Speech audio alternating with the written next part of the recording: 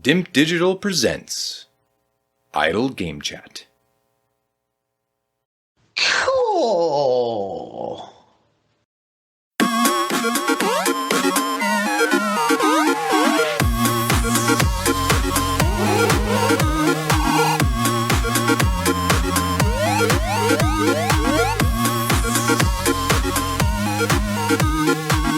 Hello, Apps here from Dimp Digital, and welcome to Idle Game Chat for October of 2025. You may be listening to this in October, you may be listening to it in the future. Nonetheless, you're going to be impressed with what we've got on offer today. A jam-packed episode of gaming opinions from across the gaming landscape. Not all genres, a lot of different genres covered, a lot of spicy opinions and a lot of idle chat that's got nothing to do with video games, just what you want in your monthly magazine version of Idle Game Chat. We are in October, so we're in the run-in for the Fantasy Gaming League. Head over to dimpdigital.com. You can see the standings, you can see the games, you can see the transfers. It's getting very, very close in both the Grand Prix and the championship match between Mr. Hall and Mr. Paper. So they're locked in now. No more transfers until the game ends in December. Patreon.com/dimpdigital is the place to go. If you wish to financially support us, no reason to do that other than out of the kindness of your heart, or if you want to buy us half a beer these days, it's £3. You get early access to the monthly shows, and any bonus shows we do, we try and publish those early as well, but not guaranteed, so don't hold us to that. Anyway, it's a big episode, so I'm not going to waffle too much at the beginning other than to say we'll see you on the other side.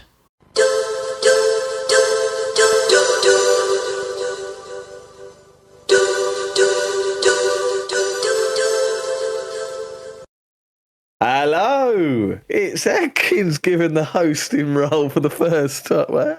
We used to do it quite a bit, I think. No, I did actually back in the day. I have been joined by Mr. Apps, Appleyard. How we doing, mate? You all right? All good. Can't complain too much.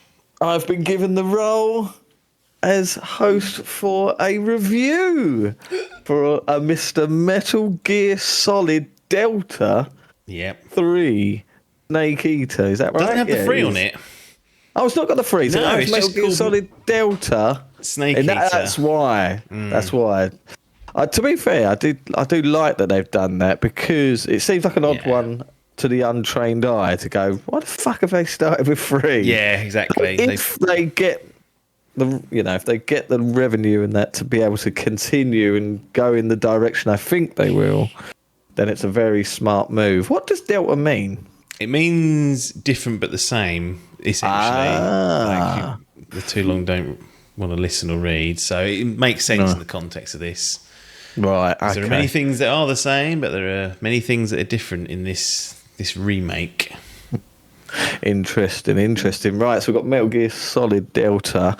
Let's start with cards on table. What is your history with Mr. Kojima's famous franchise, Metal Gear? So all the mainline, all the numbered, I should say, Metal Gear Solids I've played. Peace Walker I didn't play, which I should have probably done before 5, because it was on PSP. They've done a 360. Yeah. It's, in my head, it was like I don't know if it was like a bit of like a fucking Shadow of War game. I remember getting to the point and thinking, I've completed this, and then looking at it, I was like, oh fuck no, there's a whole extra bit, like a hard bit, to get the ending. Yeah. And I feel like I never finished it, because it was part of that 360. They did like a master collection, like a different one, or HD collection they did, didn't they? Which was 2, 3, and Peace Walker, was it? I think so, yeah. Yeah. And now they've released 1, 2, and 3. And now Delta. So you played all of them. So you didn't know, you never played Metal Gear or Metal Gear? No, you know what? Snake? Metal Gear was on whatever copy of Metal Gear Solid 3 I had. Yep. I think I put it on for about an hour, and I was like, I don't know what I'm doing. I do want to play it. So my plan is remakes of those in this setting, in Delta setting. Give me that. I'd already rewritten Metal Gear Solid 5. That's how it was gonna. That was gonna be in the game. Metal Gear was gonna be in the game, and then Kojima fucked me over with Venom Snake and whatever that ended up being. But whatever. But yeah, I remember I want to. So the Master Collection has been released up until 3. When it's part 1, it says, or volume 1, which suggests to me there's going to be a volume 2, which will have Peace Walker 4, 5, and whatever Everyone else. always says that 4, that they just won't be able to port to any other. Yeah, that's what I was thinking. Come on, it needs to be. Possible. Yeah, and then once they're all out, the plan is to go from Metal Gear up until it'll be 5. I'd be scared. Trouble going back to that OG now is. It's so nostalgic and so brilliant, and you just look at it in screenshots now and go, "Oh!" It's not even the look of it; it's just the playing of it. Like, it's not. I don't want to ruin my childhood memories. No. But yeah, so I've played them all. I would say out of the core, other than 4, because I only played through that once. But 3, obviously, I played back in the day in 2004. Maybe one other time afterwards, whereas 2 and 1 I'd played several times through. So this is probably the least familiar I am with the mainline ones. I think I've only ever played it. I bought it. I remember I was working with my old man, old Niels, and I remember he gave me my money for working with him. And I was like, can you drop me? Can we go to Asda so I can go and buy Metal Gear Solid 3? So I bought Metal Gear Solid 3. And then I think I played it and completed it. And then, like a year or so after, they released that Substance. Yes, yeah. And I think I bought that, but I don't think I ever completed it. So I think I've only ever completed it once. Memory serves. Yeah. But so that's probably my least memorable game in terms of remembering. No, obviously I remembered what happens and all story that beats rough, and but stuff. the definitely the script wasn't drummed into my head like it is with 1, especially. I can, as soon as I see parts of that, it comes rushing back. There was little bits of that here, but I roughly remembered the overarching story at least. But But no, it was. This is one of the out of the group of those core ones. I'd say I would this say is the least one. And 4 is there as well, but I've played that more recently. So yeah. That's interesting. Nice. Right, I want to know off the bat. Is Kojima, is this faithful to Kojima? Well, so in many ways it is, because what stayed the same is the story, the setting, the characters. Cutscenes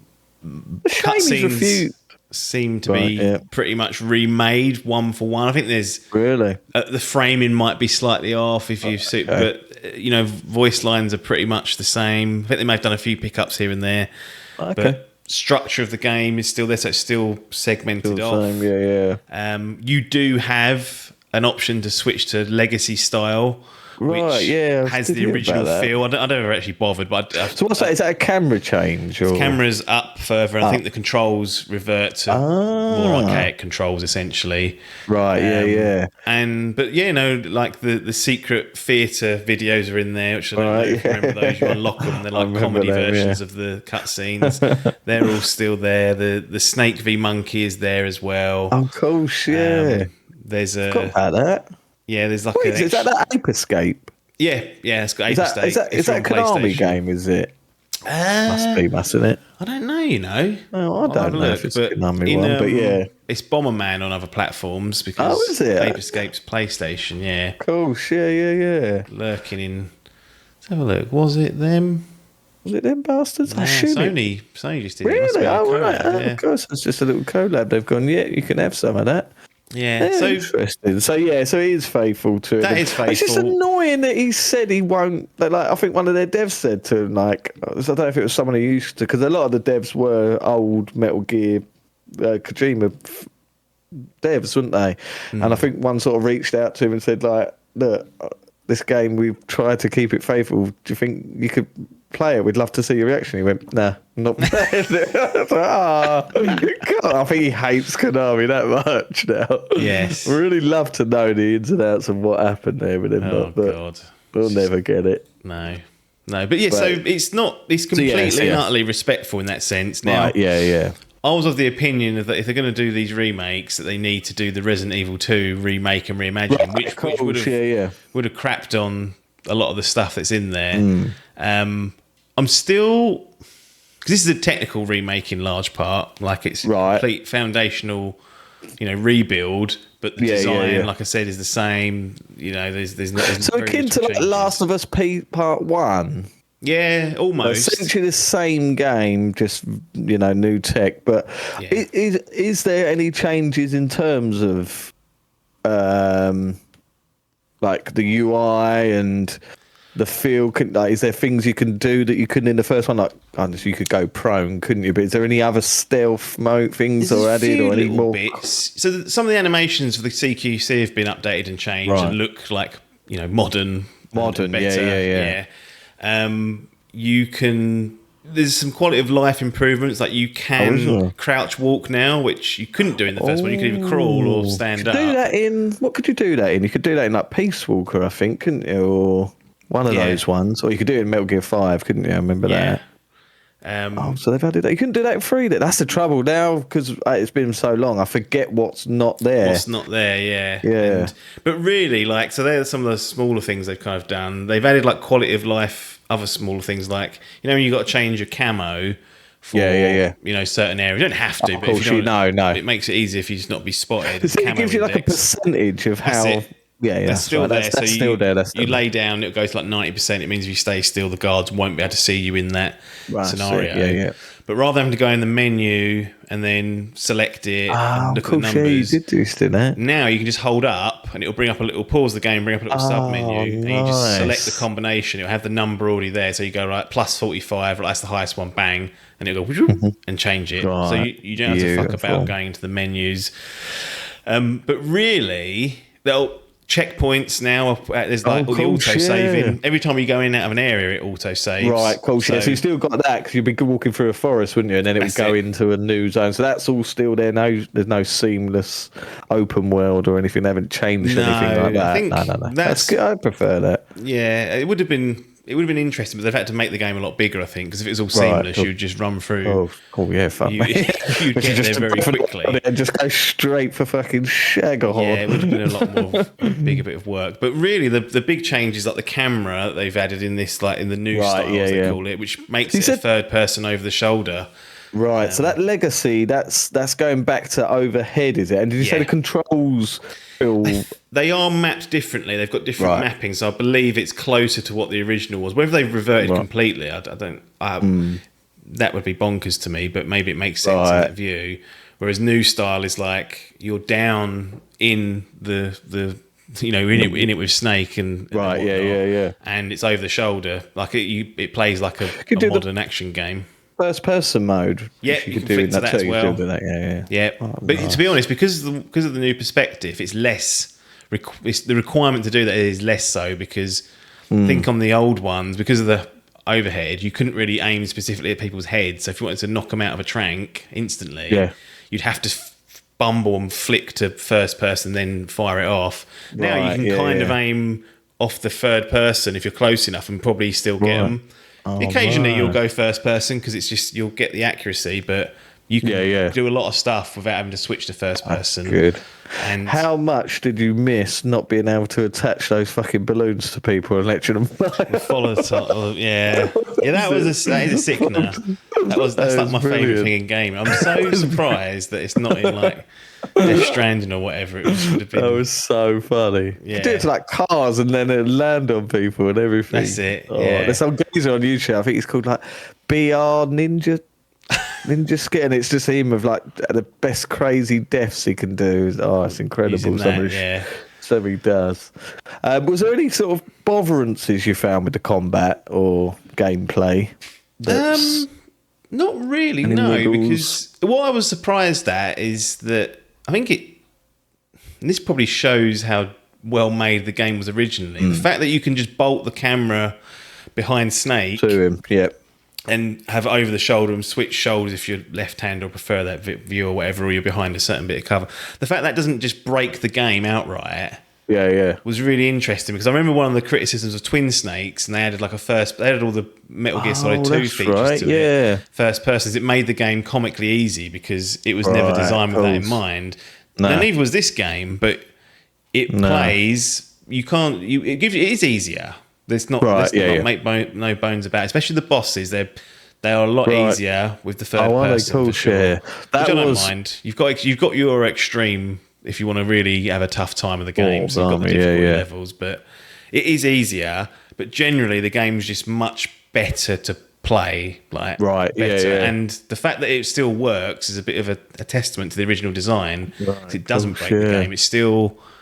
You can play it like an action game, but you're missing the point. Like if you want to do the stealth, it still feels it feels better than it ever has. Really, because I remember you always with Metal Gear. I mean, you could get yourself out of danger, but you always felt punished if you got caught and then fucking get snarled up. Does it still have that same sort of feel? Oh yeah, like I was for a lot of the game. I was like, I want to do a no alert run. I didn't in the end because I eventually got sick of it. At one point, I was going to do I don't want to fire any bullets unnecessarily, and then I was like, hang on, you're just making this. Let's just get through it once, and then maybe we'll go back and do these silly runs. But it plays really well. Like the new style makes it feel completely modern. Does it? Yeah. How did you play this game for? This was you played this on what console? PS2 did you play it would have been. PS2, the OG, of course, yeah. And now you played this one on PS5 Pro. Cool. And how many hours did this take you to complete? I was exploring every nook and cranny. Yeah. It clocked in, didn't skip any cutscenes, obviously. I think my end time was 15. No, I didn't know it was that short.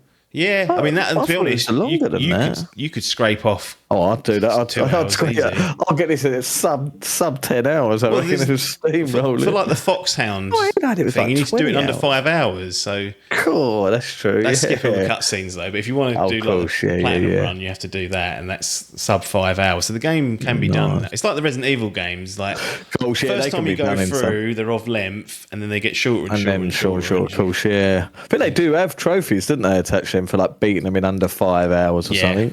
Same with that fucking Hollow Knight. You can beat that in 5 hours somehow. Fuck me. Took me 40, but yeah. Was it a big old shot of nostalgia as well? Did you get those nostalgic feels? Yeah. It was. It was just. It was fantastic. I suppose just hearing after having. What do we got? We got Kiefer. Kiefer for. Oh, he was only 5 and Ground Zeroes, wasn't he? Yeah. Yeah. So we just had that. Low key, Ground Zeroes might be the best. Experience of them all. That bass is just so cool. Fucking incredible, isn't it? Yeah, I'd like to play that again. Yeah. Very short as well. Excellent. The bosses, I remember that was a standout of 3. Yeah. Talk to me about. I can't. We'll get onto graphics and performance and stuff in a second, but they haven't changed any of how those bosses play. Like they were to perfection. Like they were each and every single one of them. I don't want to spoil it for people that haven't ever played it.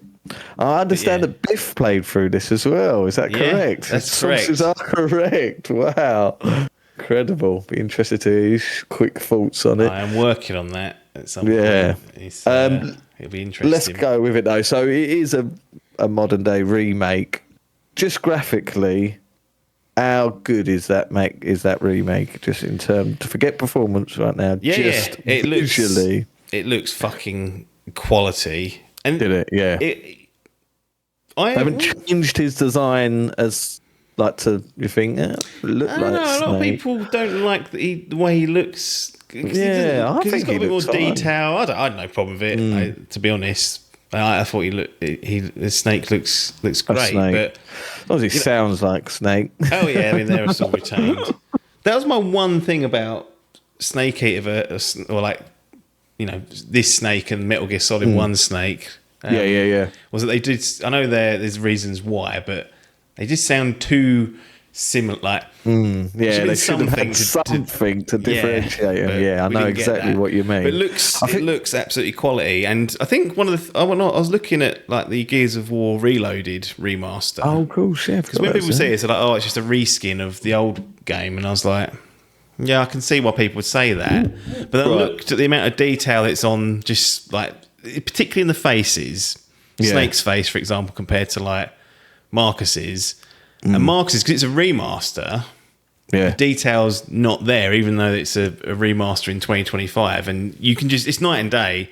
You can see that one game's retained all of its, mid 2000s to late 2000s sort of bones about it. And this thing has been recreated from the complete ground up. It looks completely and utterly modernised. Was it foliage? That was a big thing. I mean, like, God, again, my memory don't remember, but I remember it was very lush jungle environments when it trees. Beautiful. So I could just imagine like now what those look like. Yeah, I am really going.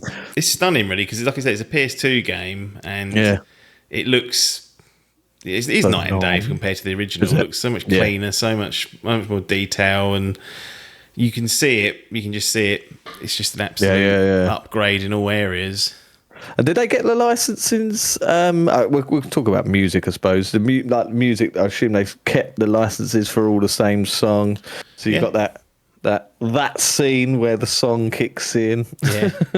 Yes, and it's the OG Untouched. song. Yeah. Untouched. That's brilliant. I think they've re-recorded a newer version for this with the same artists and whatnot. I didn't really notice it that much, but it's still a great song, Snake Eater. Did they re-record all the voice then as well? Did Hater do it, or they just used the original assets? No, they used the original. I don't know if they did a couple of things here and there, but I think at least 95% of it's the same.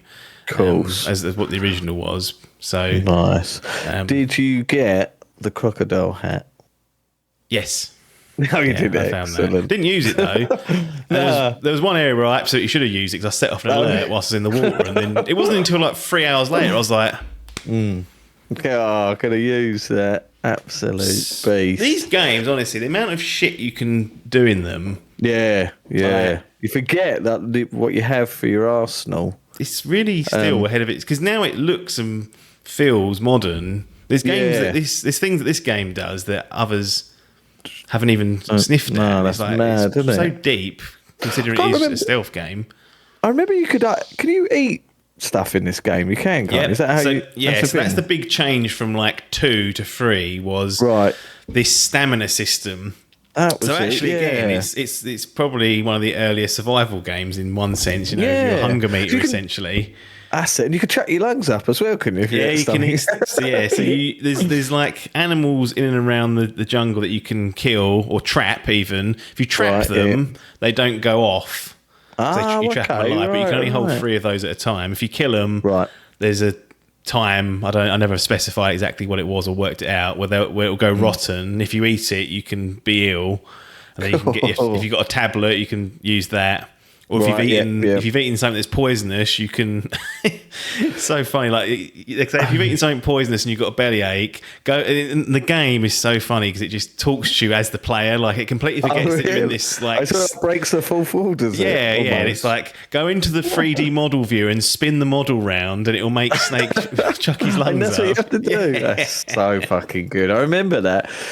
You can like break limbs and stuff as well. Yeah, you get injuries. Yeah. One of the things they've added actually is if you get like a gunshot wound on like his body, you patch it up in this. So there is like a mechanic where you have to like pull the what's the name out, but the mark or the scar stays there throughout the game. Right, cool, yeah. But in terms of the eating, there's a stamina bar that reduces as you do things. So if you're sprinting around or you're doing something, it'll go faster. Yeah. And the lower that gets, his stomach rumbles, so it can give away your position. A couple of times it went. And I went, huh? I was like, oh, for fuck's sake, you greedy bastard. You just had a sandwich. So that was funny. So and then you have to eat to kind of rebuild that. And if you don't, you gets hungry and your aiming becomes shaky. So it's like Joel when you first get in before you've got those upgrades put on him. He's struggling, isn't he? So you kill the animals, then you eat them. And it's interesting because there's not many... In the other games, you picked up rations a lot of the time that refilled your health. Your health now, if you've got like the stamina's got 4 bars, I think. I think if you've got something in the 4th bar, your health will regenerate. Oh right. There are life things that you can find that will give you a bit of health, but I only found 3 or 4 of them in the whole game, and I was pretty far. I'm sure there's more. So they're a bit more of a premium. So the way in which you recover health is to get your stamina bar up, which is good because it means you haven't got to keep worrying about finding rations. But it's a bastard because you're in a boss and you take a load of damage. You know, it's hard to build you've got to be very careful after that. So it's one of the early mechanics of a survival game, really. Yeah. And, I forget how. So what year was it again? 2004 was it this came out? Yeah. That is insane. You forget, like you say, some modern games don't have any of those features. No, they don't always work. I mean, he's always trying something. There's always whatnot. And I think people found the eating thing quite annoying. And I remember when I played through it, back in 2004, I didn't exactly love it. But to be honest, it felt fairly inoffensive this time. Maybe it's because I've played so many fucking games since that have these meters in where they're much more strict. This thing felt quite tame, to be honest, in comparison to them. But that's there's a lot of things in here. Like you can stick up the guards and shake them down for tapes and stuff, and grab them and interrogate. And sometimes they give you like a radio code that will heal you. I found a healing radio and it played some music and you listen to that. Or they give you like a lock for a door or something like. There's loads of experimentation that people can do, and that's kind of always been there, but. It's been a while since I've played a Metal Gear Solid game, so it was just nice to go through that again. Beautiful. Unfortunately, I have to bring this subject up. I think that's the end of the session. Goodbye. Performance. Performance. Now, this is why I haven't bought it, because in my head, Metal Gear Solid is a PlayStation franchise, so I should buy it on the PlayStation. But it's cheaper, and as of right now, I believe it. I don't even know if it runs better on the PC, but it's certainly cheaper. Does. I think if you set it, you have to be probably a bit conservative, but you can set it up to run better. Of course. How was your experience performance-wise? It's very interesting. So one thing I have to say, played it on PS5 Pro. Which arguably is worse if you look at some of the data. Oh, really? Compared in terms of like the drops are a bit more severe. What's Biff got? Has Biff got a standard PS5? Normal PS5, yeah. Right. Yeah, so I played it on that. It's on. I'm playing it on a TV with 120 hertz, which does negate some of it, and so does the VRR. So VR, that may well. If you've not got any of that, it might be worse. No, look, this you can notice it, right? But it ain't. But I'm not seeing this like. No. People went mental about this, and I was like, when I got it, I was a bit like, oh god, this could be unplayable. Well, this is what I assumed. I thought if it was going to be as bad as they say, you wouldn't have finished that. I know how your brain works, and you wouldn't have liked that, and you'd have gone, oh no, I can't. I'm going to have to switch to something different. Yeah, but it was released on Xbox, wasn't it? Yeah, it's on all the platforms. All platforms. So in my head, I thought that can't be as bad as they've made out. I don't think it is. I think maybe I'm softening on the performance side. Maybe I'm just not as. That's good. It's good. I wish I fucking didn't know what we know now. Yeah, because we look for it now, didn't you? Like I wish I was like Biff and just sort of don't know the difference between 30 and 60. That would be a godsend. Oh fuck! I forgot to say that actually. In Bing, they just clicked in my head in shadows. Cutscenes were in 30. Oh, that was a big detriment. So I've completely forgotten that. It just popped in my head. Anyway, but so that you can see it there, but it's and there are certain scenarios where it will dump it to 30 or whatever. But if you look at the videos that people do that on, they're throwing grenades and then shooting it, they're stressing it. And the game's not really an action game. It's a slow pace. No. So that again, I think that helps sort of mask it because you're not usually roaring around like you're crawling around in fucking grass, watching for the guard to move so you can get to the next bit. It ain't Elden Ring in that fucking dusky. I still think that was more. Or was a forest in fucking Breath of the Wild. God, disgusting. Again, it wasn't. It wasn't now. Honestly, I think Elden Ring had worse performance, at least for me. Right. Yeah. But then again, that game is more you kind of want that to be smoother. So it may well be just the nature of the game. Look, I'm not going to say it's not there, because you definitely notice it. And you think, Right, yeah. "Oh, it could be better." But in terms of interfering with the game, no, very rarely. Like, there's not once did I feel like it was going to cost me anything. But it absolutely could be better as well. There's clear room. That fucking Bonanza, that fucking chugged at Well, times. it's similar to that. That's actually how I'd put it in Would that ya? sort of area. Yeah, where I think 90% of that game was fine, but towards the end, I was like, "Fuck! Oh yeah, this is tanking." Yeah, you use that yeah. elephant power, like that suck up one. Yeah.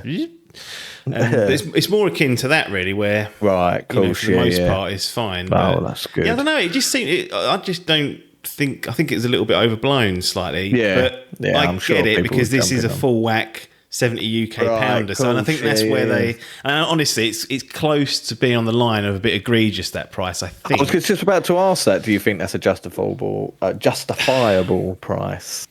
I mean, what they did that with Last of Us Part 1. That was full price, wasn't it? And they claimed remake. Third time that had been remade. Technically, this is. I mean, we had a remaster. Substance and HD, so it's going to be the full HD collection. Yeah. Was it part? Oh, and it was part of that. No, fourth, yeah. It was part of the master collection as well. So we had Snake Eater, Substance, HD collection. Good. Master collection. This is the fifth version. Knocking around. Fucking hell, yeah, it is, isn't it? Yeah. So they've gone crazy with it. I just think I don't know what it is, because I look at The Last of Us Part 1 and I was like, that doesn't bother me as much. I mean, this is the thing, I didn't pay that for it. I didn't buy it. So actually, I'm talking out my arse, really. I can sit there and say, it doesn't bother me. And well, did you buy it? Well, no, but clearly it did. Yeah. So yeah, I think I don't know. There's something about it's not, again, because it's not the Resident Evil 2, reimagining. It feels like it should have been 60, 55 in that sort of realm. Especially when you look at, there are games like, I'm trying to think now. Like, I'm sure like Elden Ring released at 50. I know it's a last gen game. Gosh, that was £10 under the 60 that we were doing. Yeah. This does feel egregious on the price front. I can see why. I can absolutely understand why someone looked at that and went, 70 fucking quid. UK pound. Yeah, UK pandas. So yeah, I think for that combined with the performance, everyone's got an absolute right to say, look, I ain't interested in that Konami. That's not it. I've just thought, fuck it. Yeah, I really roll the dice with this. And I'm glad I did, but there's definitely, a price point to be discussed, and the performance absolutely could and should be better for that price. If you're asking for top dollar, then really that sort of stuff should be cleaned up, particularly on the console that's supposed to be having the most guts and power. And what that's true. They've not given any options as I record this. There's no options to to have a higher frame rate. They've basically assumed that the core quality mode would easily scale to 60 for the Pro, and it clearly doesn't in some cases. But I will cycle back and say I think it's a little bit overblown. On that front, there's all people going crazy about it, and really, does it interfere with the game? Not really. And I might just be getting old now. I'm thinking I can't be getting these things perfect. We're at the back end of the generation when they start pushing things. Right, yeah. No, exactly what you mean. I'm just looking at the prices, what options. So I've got Steam £46 I can get, or PS5, which should belong now. Just do feel an allegiance there. But you're looking at a £59. Yeah. So, I mean, it's definitely going to get bought eventually. Same with that collection. I will buy the OG collection on whatever I choose to. It's just my advice for these sort of things is you want to just wait. There'll be a price in your head that you'll see, and you'll be like, that's right, fair. Yeah. Don't buy the games if you're going to resent it, because no one wins. That's it, exactly. No, they get fucking extra money they didn't deserve, and then you get that and go, you fuckers, you made me pants down. Cool, MGS5 still 22 quid. Still holding it. I mean, that's a fucking Biff wants to go back to that, he said. Oh, He not loves even a finished 5. game. He loves it was 5. brilliant, like in terms of gameplay. But fuck me, we need to get him back just to finish it. That's what we need. That's what we're hoping for in the Master Collection. Bad. Before we wrap it up, then, is there any other business that you need to bring up? I will say this, that I was surprised. So, like I said, I haven't played it since mid-2000s. So I was One playthrough. one playthrough, maybe 2. I can't remember, if I'm honest. But whatever. I know. I've got another question for you. Okay, park it. I'll tell you Park this. it for you. Yeah. Tell me. Narrative. Outside of like the Metal Gear characters, all that awesome stuff, it's very I remember really liking campy. it's set in like the Cuban Missile Crisis. Just after that, the Cold War. Because when I played when I was younger, I had no interest in any of that shit. I was going to say, yeah. Now, it's so interesting to me listening to how they use real world events to set up. Let's use real world events to set up the story and how this interweaves with the real world. And I actually went away and started reading up on the Cold War and the events, and I was like, they've linked it to that. That's now linked to the downfall of that. And I was like, it's so cool. Like the actual scenario, which is set up after the Virtuous mission, and ultimately, the entire game is just so fucking cool. Ignoring all like the Kojima madness and twists and crazy shit that's in there, which we love. The campness and Ocelot of his little hand gestures. Fuck me, that was fucking hilarious. That is amazing. Troy Baker, there's no choice. This the OG now, isn't it? Yeah, Troy Baker was him. I was able to appreciate like that part of the narrative this time. I was like, that's really it's just such a cool idea. People talk about 2, didn't they? 2, like when it starts getting deep with fucking Solidus and that, and it's they're like, if you link that now to fucking world like real world events and stuff, you think, Kojima really knew what he was fucking talking about, didn't he? Yeah. This one's a bit of a cheat though, because it's set in the 60s, right? So some of the things they drop in there's like who you like save with. I think it's paramedic who you save your radio with. She like has her quirk is that at the end of every save she'll say, "Oh, Snake, have you seen Godzilla?" And he's like, "No." Really? Yeah, he doesn't watch films. And she goes and like sometimes she spoils this film, so she needs to be called up to the front and say, "What you don't be spoiling shit, love." But like just the small things. She's like, "Oh, yeah, Godzilla." It talks about that as one of them. And she's like, "Oh, I bet they'll still be making those in the 90s and the 2000s." I'm like, "Yeah, it's because you know that. You knew they made one in 1998 or wherever it was." So he's got a bit of a cheat code in this one where he can drop in like predictions that make sense. Yeah, that's true. He fucking loves it. Yeah, I remember that narrative. Yeah, I remember 3 being. It had that James Bond feel about it as well, with that opening credits style. It's so good. That open Virtuous mission, just that cutscene, they're still epic, are they? Yeah, that was the thing with Shadows. I forgot to even mention that, but yeah, you'll be fucking glorious 60 for it to go. It'll cut to cutscene, you get the fucking widescreen bars, and it will cut down to 30. Were the cutscenes like that in this, or? That's a good question. It's all in engine. Because your face paint and your gear, your outfit that all changes. carries on, doesn't it? I'm trying to think. I think they seemed I didn't notice them drop down actually. Does that in Shadows? It does that in Shadows. It might be lower, thing, but it definitely does drop down to 30. I mean, yeah, there's probably some fucking mod you can get for it and thing. Yeah. But, I mean, these cutscenes, these are like film fucking cutscenes anyway, especially these Metal Gear ones. So it's not fucking taking you out. You've got the R1 button, which I forgot about, where you can look at Snake's point of view. Oh, that's true. Yeah, you could get the old pervert as well. With like old, a little mini old mate. Eva when she starts undressing by the campfire. Oh, he's outrageous. He's got no shame. Happy to like play it cool as well and act like he's not interested. And I'm like, hang on. There's like posters and anime posters of like all that Japanese. Found one of those. Excellent. Yeah, and all the collectibles and things in there to shoot and knocking around and again, it's a game that you could play it very like a linear game. It's it's this was going to be my parked question that I had for you. Someone coming into this, and this is their first entry into a Metal Gear. Yeah. Does it? What say you on that front? for two reasons I say it's not ideal. No. One, the story, although it's technically in chronicle, if you look at the chronology of the Metal Gear saga, it's the first one that we've got. It makes sense, but you miss so many references and callbacks, and like any prequel. With the knowledge of the later films in the timeline, but the earlier films in our consumption, there's just so much stuff in there that you can't appreciate.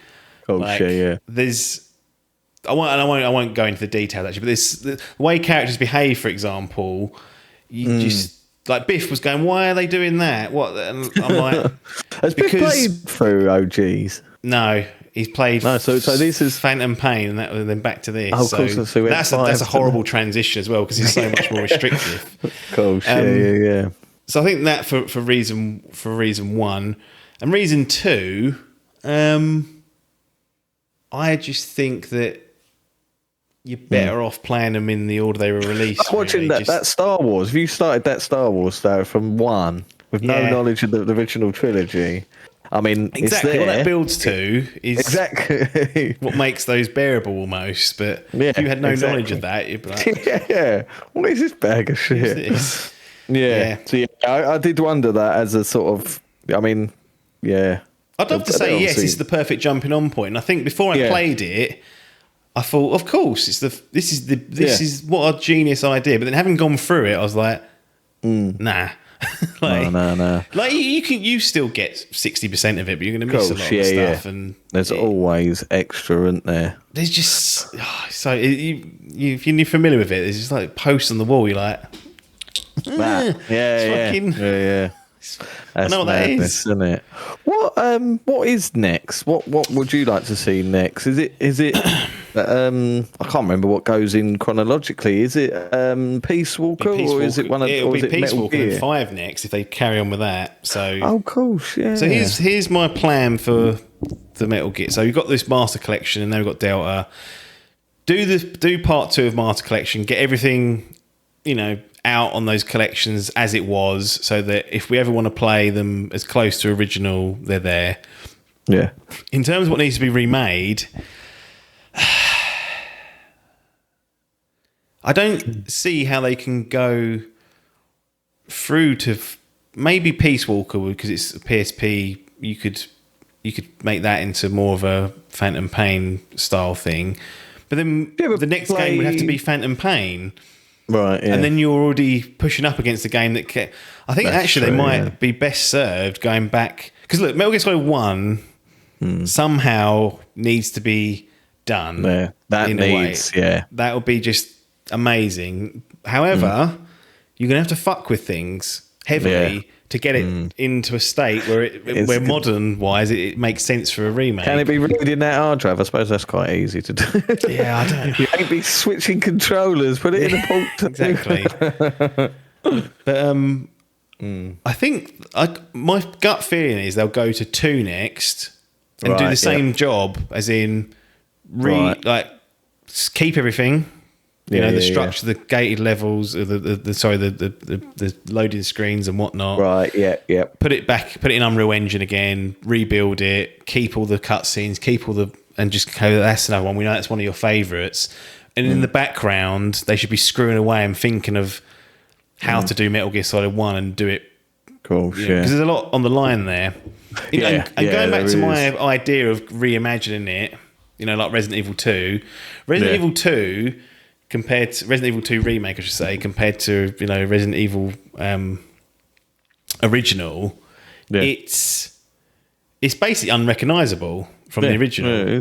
All it does is share a rough scenario and setting, but the design's completely different. The story is maybe beat wise similar, but everything else, the characters feel and sound and are different. And you. If you do that to any of these games, you're going to lose, I think, a lot of the original fans, and then you're left with whoever the new fans are, which is probably not very many. The Biff Society trying to check out after one entry. I think they have to somehow find a way to massage Metal Gear Solid 1, retain the core of it, but then somehow get it modernized and gameplay wise, perhaps completely changed. That's a massive job. That's not like what they've done here. That's going to take a lot of finesse. What if they decide to try and redo Survive? Metal Gear Survive. I think I gave they had a demo of that and I played it for about an hour. I was like, this is fucked sideways, that was their fuck you to Kojima, wasn't it? That's it. Oh, that. We're going to release you.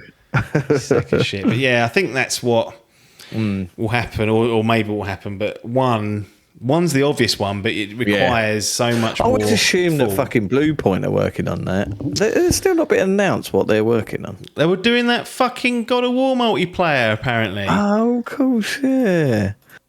Brain dead. So yeah. So maybe now, maybe they're not doing this now. No. It's down to Konami. Who was the team? To be fair, that did Konami this? haven't done a terrible job in the last couple of years, I'd say. That Silent Hill... So again, the Silent Hill 2 remake, you look at how different that is to the original. That's excellent. So it can be done. Have you got your eyes on F? Have you got your eyes on that? But it's too close to Tsushima, which... Yote, sorry. So it's a decision that has to be made. Yeah. Absolutely, yeah. We'll get a player. So yeah, it's just Konami that's done this, isn't it? Yeah.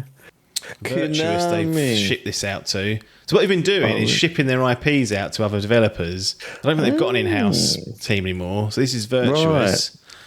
Right. And Bloober did Silent Hill 2 remake. But that's, to me, is a good blueprint of how to do a classic game and redo it in modern sort of style. And I think they had a lot of like producers from the original game overseeing Silent Hill 2. Yeah. That's what's going to have to happen with 1. There's no other way of... I don't think there's any way of bringing that in with the over-the-shoulder camera without fucking it like Twin Snakes did. Yeah, cool. Just making it trivial. You kind of have to meddle with it. And I think you can still keep all the original sound and story. You just have to design the world, I guess, a bit differently and make it so look, you're not on a PS1 game anymore. You're in a PS5 third person. So everything's probably got to be a bit bigger. Enemy placements probably in different areas, and that will annoy people. But it's like at that point you kind of accept that the game's got to be, if you want it, brought into the 21st century with those sort of changes. So we'll see. It's just seen some more pivotal breaking news for Snake Eater. This is actually the 6th remake. Oh, is it? They made Snake Eater 3D for the Nintendo 3DS. Did that? That is incredible.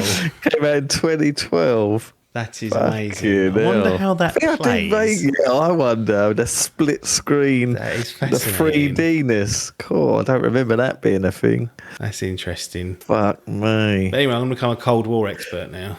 Yeah, so the story still holds up and stuff. I do always wonder that if we're going to get to any point. I can't remember everything. Are we going to get snarled up in this world of 2025 where some of the stories and characters of the Metal Gear realm are going to get a bit? They are camp as fuck. Oh yeah. It is just like some of them, the way they behave is nonsense. Unapologetic, isn't it? But it is what it is, yeah. And the fact they didn't cut out any of the perving, I was quite surprised. Yeah, that's it. Because it is egregious from that dirty bastard. He does love it, old Kojima. Lovely. Is there any other business that we ain't covered? I don't think so. We had that good old rollicking. No, that's good. It's an interesting project. Yeah, I mean, not ordinarily, I would have been on it day one, but a little game called Hollow Knight has taken over. And one thing I'll say is that I didn't even know this mode was in the original games. They've brought back there's another secret mode. So you've got the escape monkeys. Yeah. And there's one called Guy Savage, which is like a I think it was originally made with like help with Platinum Games, but it's like an action mini game. I had a quick run out of that, and it's like it's fine, but right, because I remember before it was released, everyone was talking about there was going to be like a online mode. Oh, that's coming later. There is going to be. That's a separate thing. So there's going to be another thing added to this. I've forgotten about that. Yeah, but Guy Savage was based on like a prototype, I think, for Zone of the Enders 3 originally. Oh, okay. and they've got like a little. You can play through it and whatnot, and it's interesting. I was like, what's this? Fucking Bloodborne. Oh, it's very fast. That's insane. Oh, right. I've just seen there as well. Yeah, so the fictional chronological is Peace Walker next, and then Ground 5. Zeroes. Oh, Ground Zeroes 5, Ground Zeroes, then Metal Gear then Solid Metal Gear 2, Snake. then Metal Gear So Solid. yeah, it's just very. I'm very If they get intrigued to Metal now. Gear Solid, if they do that timeline, remake all those, we'll be long gone. Cool, yeah. even get Chucking it. it. They need to start getting on the Yakuza hype and fucking release one every year. Because once you've got them up to us, like now, Snake Eater's here with Delta.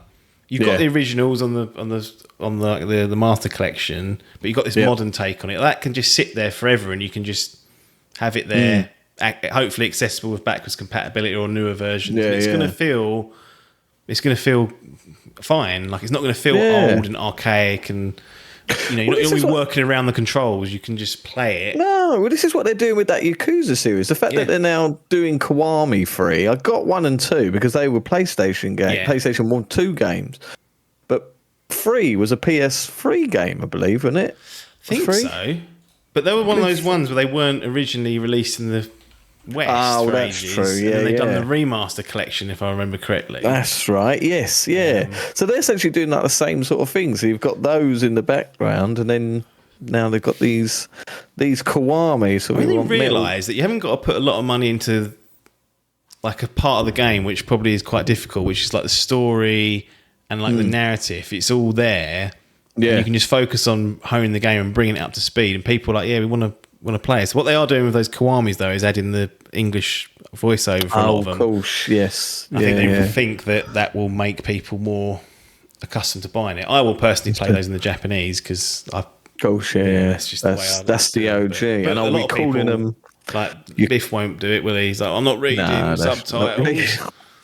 And give it me in English, he says. Religiously be calling them Yakuza, not Like a Dragon. But, yes. Which they have changed now, but alas. But true. no, so that was the review for Metal Gear Solid Delta Snake Eater. Yep. Now I get to ask you. We got the self-storage. We've got the bargain basement bin. We've got the Blumpkins. We'll do the botchling bin. Botchling bin. Is Metal Gear Solid Delta Snake Eater worthy the gaming gallery for Mr. Appleyard? Much to Kojima's chagrin, it is. It's not a bastardised version of his game, unfortunately. It hasn't shamed him. I haven't been. It felt like it could be a betrayal, but they've actually done a pretty good job of it. So it's really retained its soul. And because I was thinking this is going to be a complete fuck up, and then I saw the reviews and I was like, cool. All right, they haven't fucked it up. Then I saw fucking Digital Foundry going, don't run. And I was like, oh no, they have fucked it up. That's another thing I would look at is like, very rare did that pop up in the reviews and whatnot. Exactly, yeah. Well, this is the thing. I think the biggest thing was that Kojima, I just found that quote, so I wanted to find it. When asked to be interviewed by Essex if he would play Metal Gear Solid, Kojima laughed and replied, no, I won't. You horrible cunt. It's just people. But yeah, I think a lot of it is I think because of the way it ended with Kojima and Konami, people get that tribalism and I agree. I thought the same thing. I thought people would shit on this just because he's not give. Well, he must have give his blessing in the sense, but I don't think he did. Was he not? No, I think Konami when it's ours, you can't. Yeah, that's true. Yeah, well, honestly, does it say a Kojima game on it? Does it say that? I think so. It says original game scenario, game story, but so it does when the credits come up in the game. They're kind of like that. Yeah, it was a big thing in 5 when it had to take that off his every fucking side mission you do. It plays his credits showing that he's the game director. Yeah, that's fucking brilliant. But yes, so it does. Did you say it does get in that self storage? Oh, it goes in the gallery. It goes in the gallery. That's it. It goes in the self storage. It's out in the cold. And what would you like to give? I'm intrigued. I mean, it's the easiest plat. No, it's not the easiest. It's a silver. Silver. sure. Silver. Yeah. I think What would you give the OG if you ever back now? If you could cast your mind back to playing it I on think that? it would have been silver again. Like, because You think, yeah. I think when I remember playing it and I liked it, Yeah. but I really struggled because it didn't have the radar.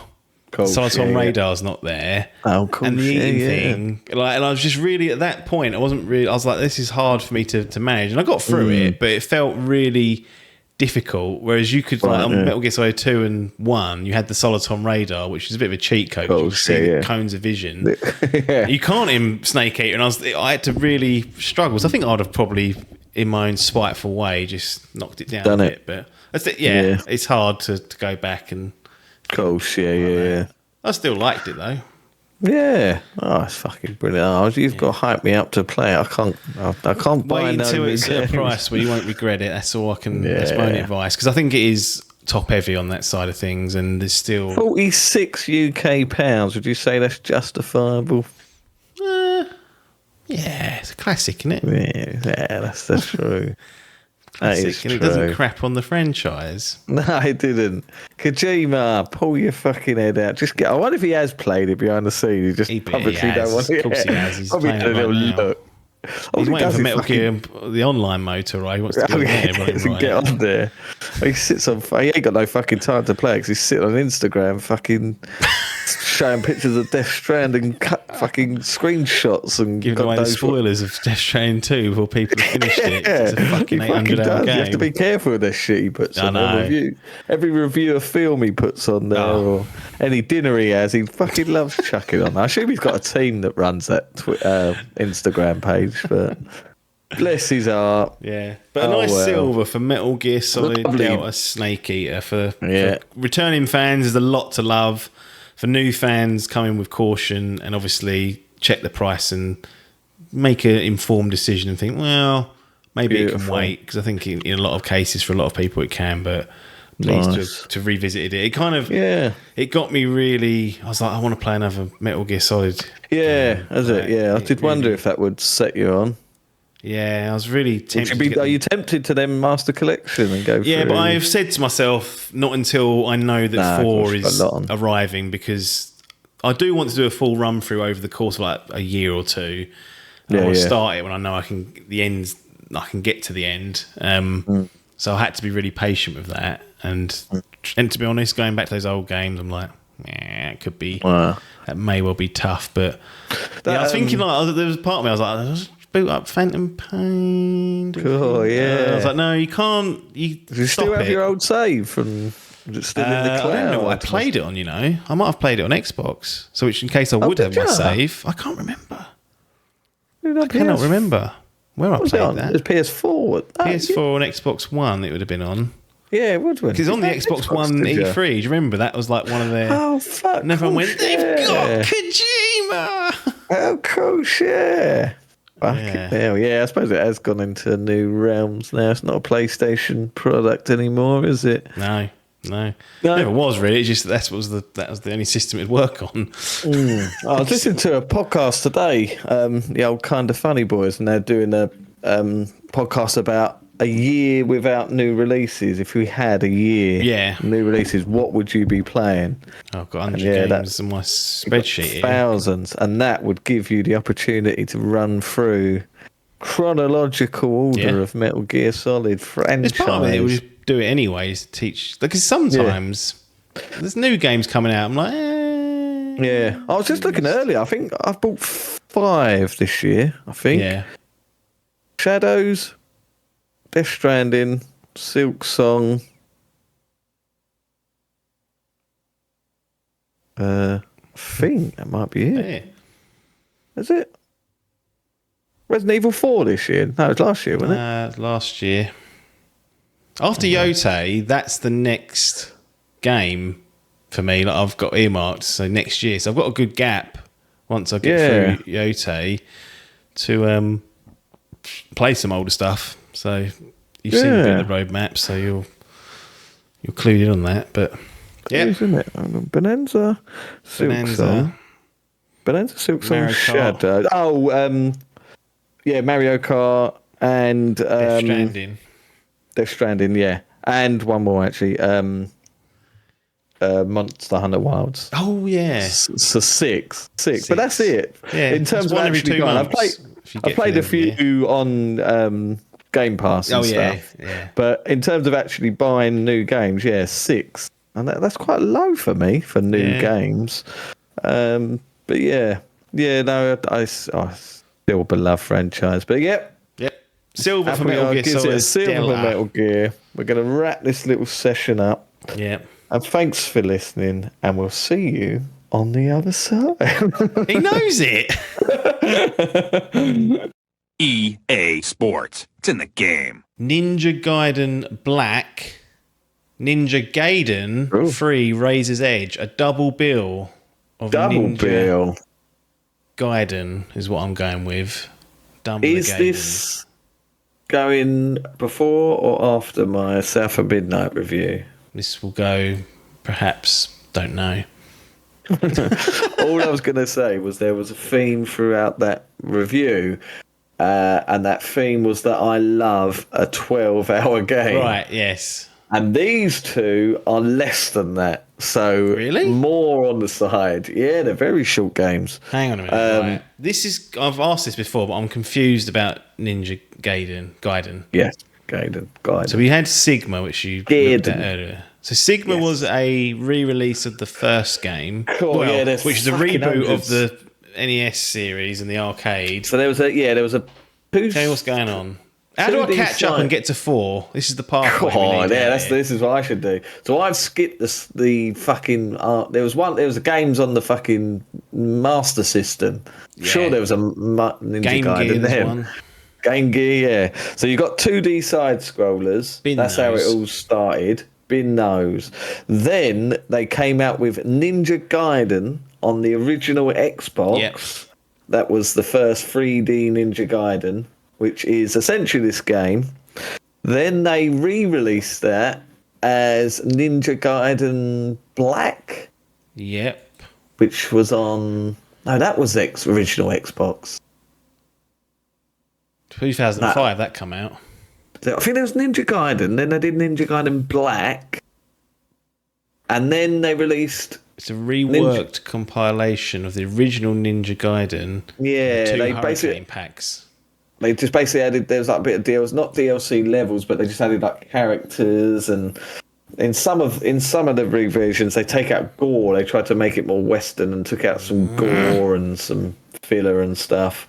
Anyway, so yeah, I'm sure there was a Ninja Gaiden. Then there was a Ninja Gaiden Black that had like more difficulty and was a bit harder. Yeah. And then on the PS3, which is where I started, there was Ninja Gaiden Sigma, which was basically like the definitive edition. And that's still the first game. That's 3 versions of the first game from 2004. Those are all 2004. Then you had Ninja Gaiden 2 on the 360, which I bought. Then you had Ninja Gaiden 2 Sigma that was released on the Xbox 360, possibly, maybe even Xbox One.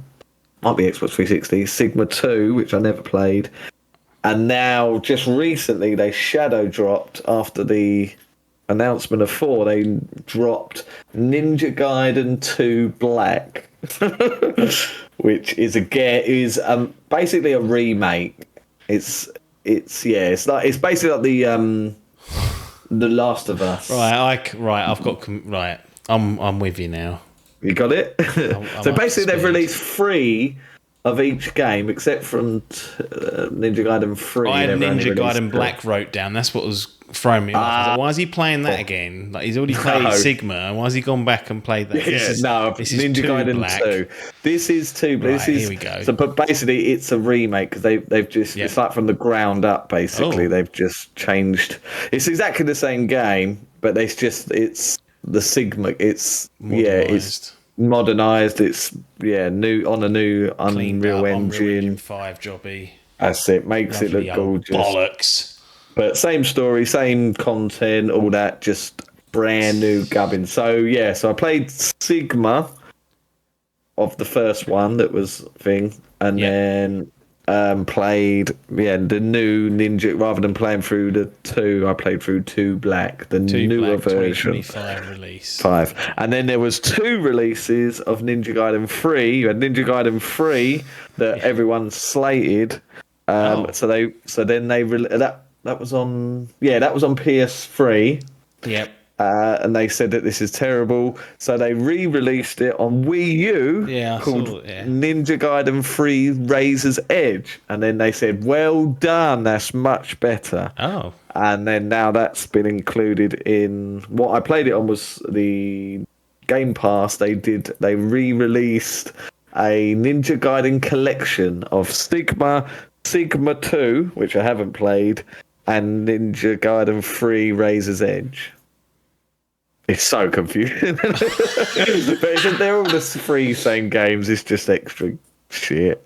So it's not a bad. So you've gone to Sigma, the best version of the first one. Yeah, I've basically played the best version of all 3. Yeah, so far. Yeah. Yes. And because Black 2 is going to be better than whatever Sigma 2 was, and then at the moment, Razor's Edge is the definitive version of 3. you can get. Will they do a Black 3? I did wonder, I reckon down the line, the fact that, because they've done this, I suppose it depends. They probably might even go back and do a...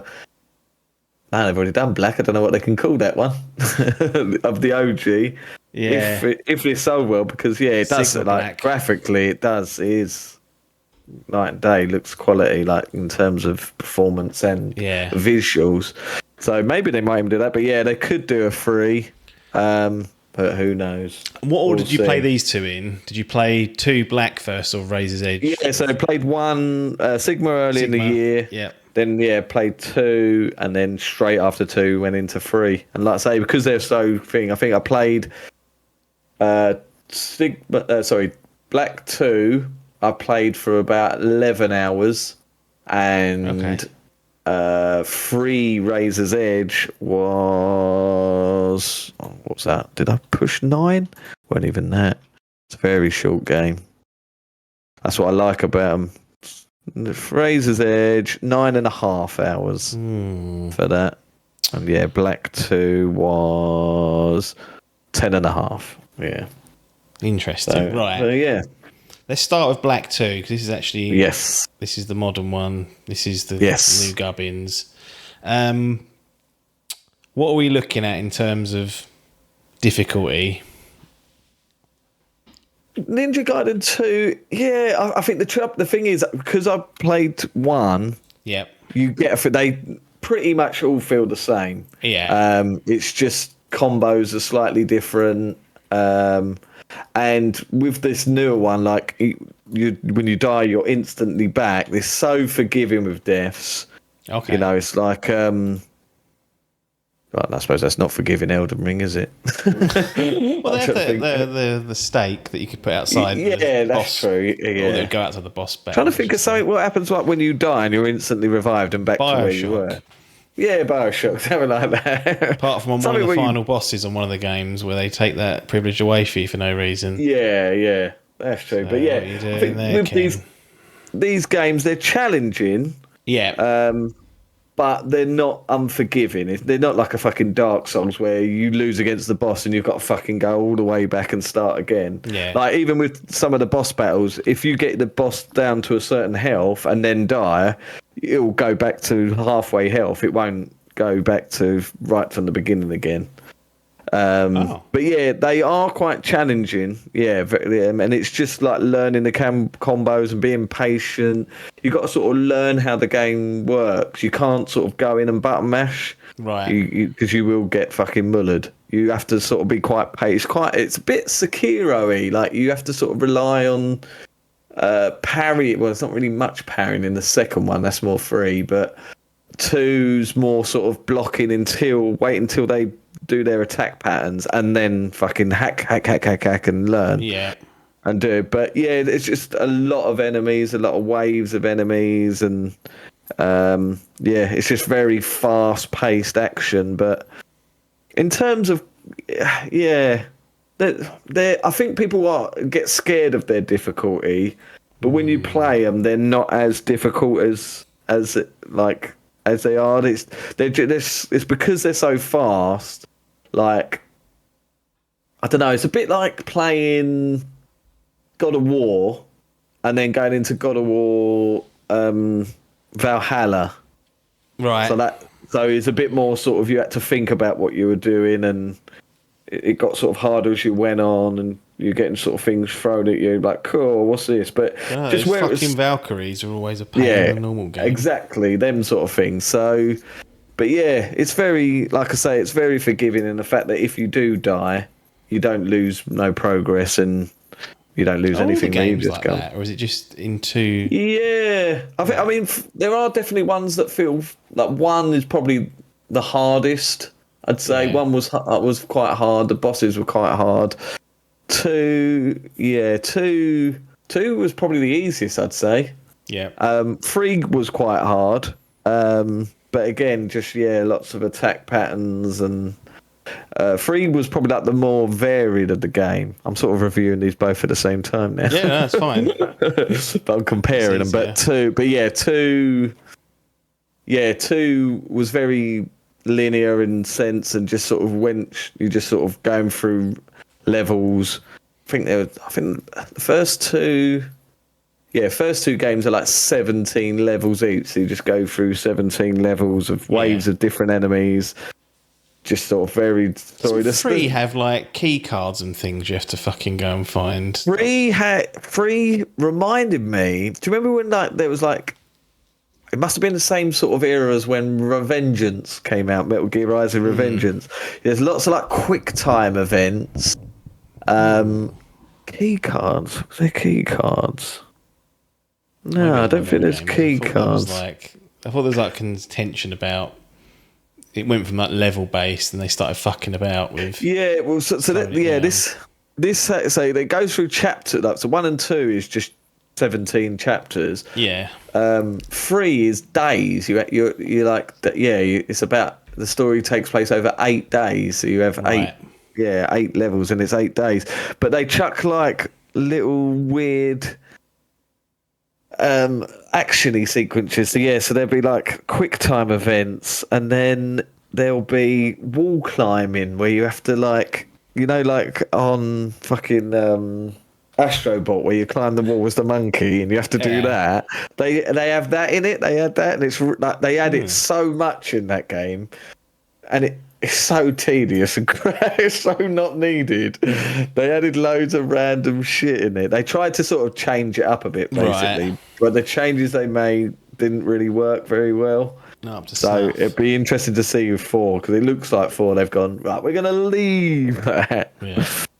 But the thing that, I mean, these stories, they're very vanilla, and that, just there for the purpose of the game. They're not that interesting, cheesy as fuck. The combat in the game is where it's at. Like, it's all about the fucking learning the combos, learning to like getting the upgrades to your weapons, trying the different weapons, and just fucking hacking and slashing through enemies and demons. 3, the variety of enemies like really depletes. Like in 2, you're going through. First, it starts off with sort of like human enemies, and then drastically enters into fucking like demons and fucking God knows.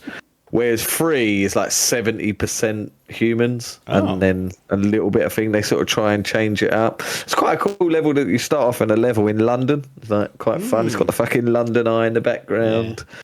But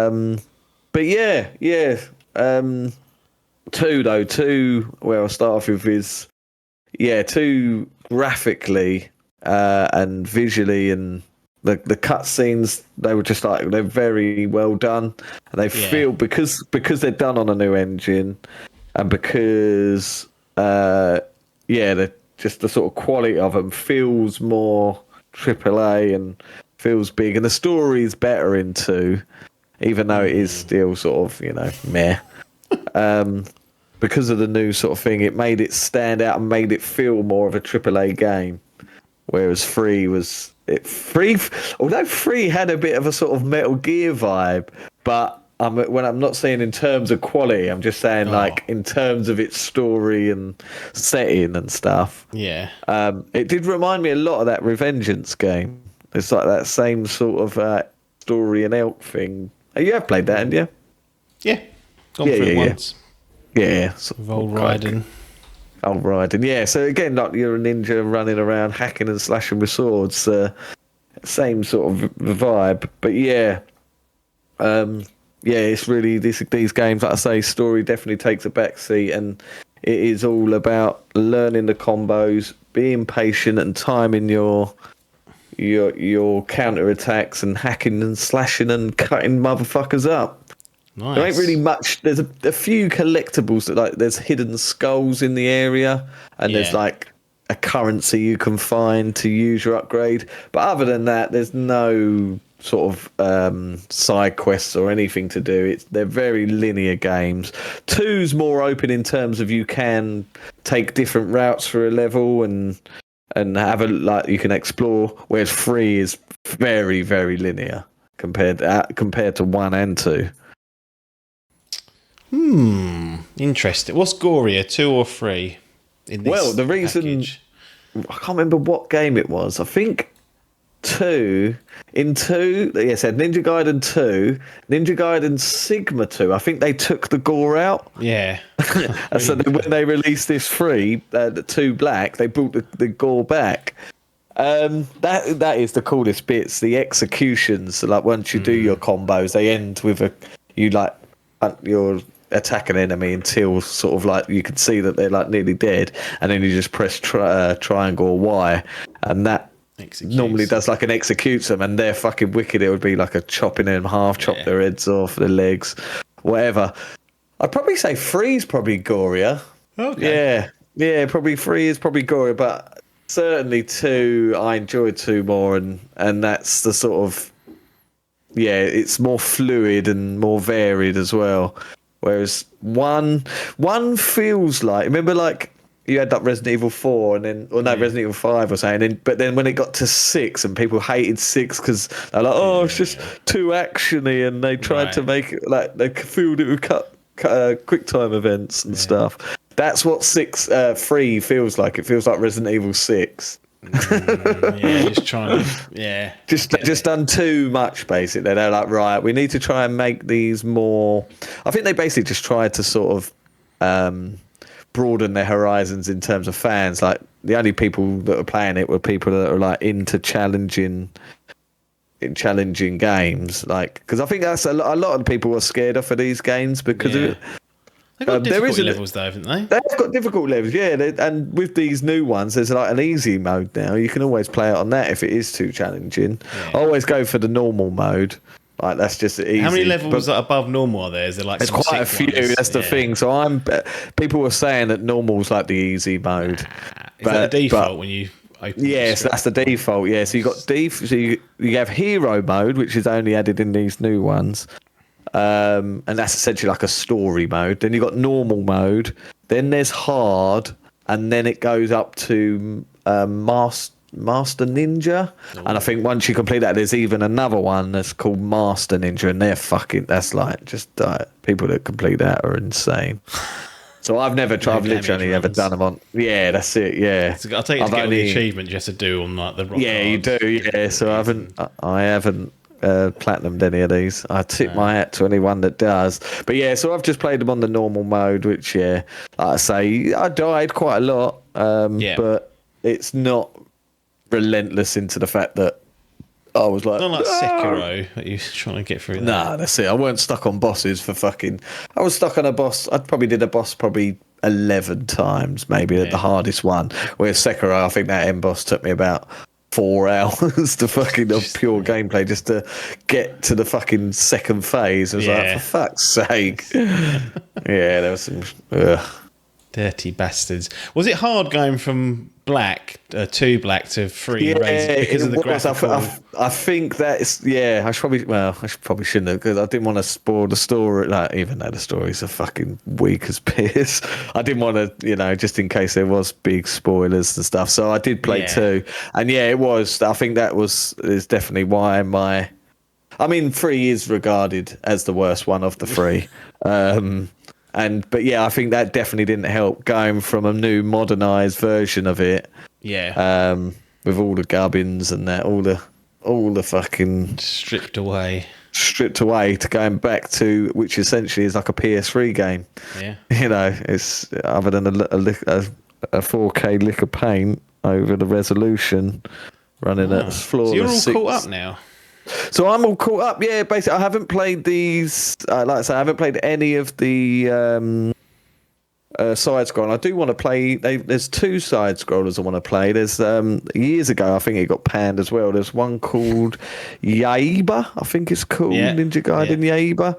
That got slayed, and then they recently just released that Ninja Gaiden Ragebound. Yeah, which was like a 2D side scroller. Yeah, but I'm pretty sure they're sort of side ones. It's not. I don't think I need to play those to get into 4. But yeah, this is why I wanted to go through them.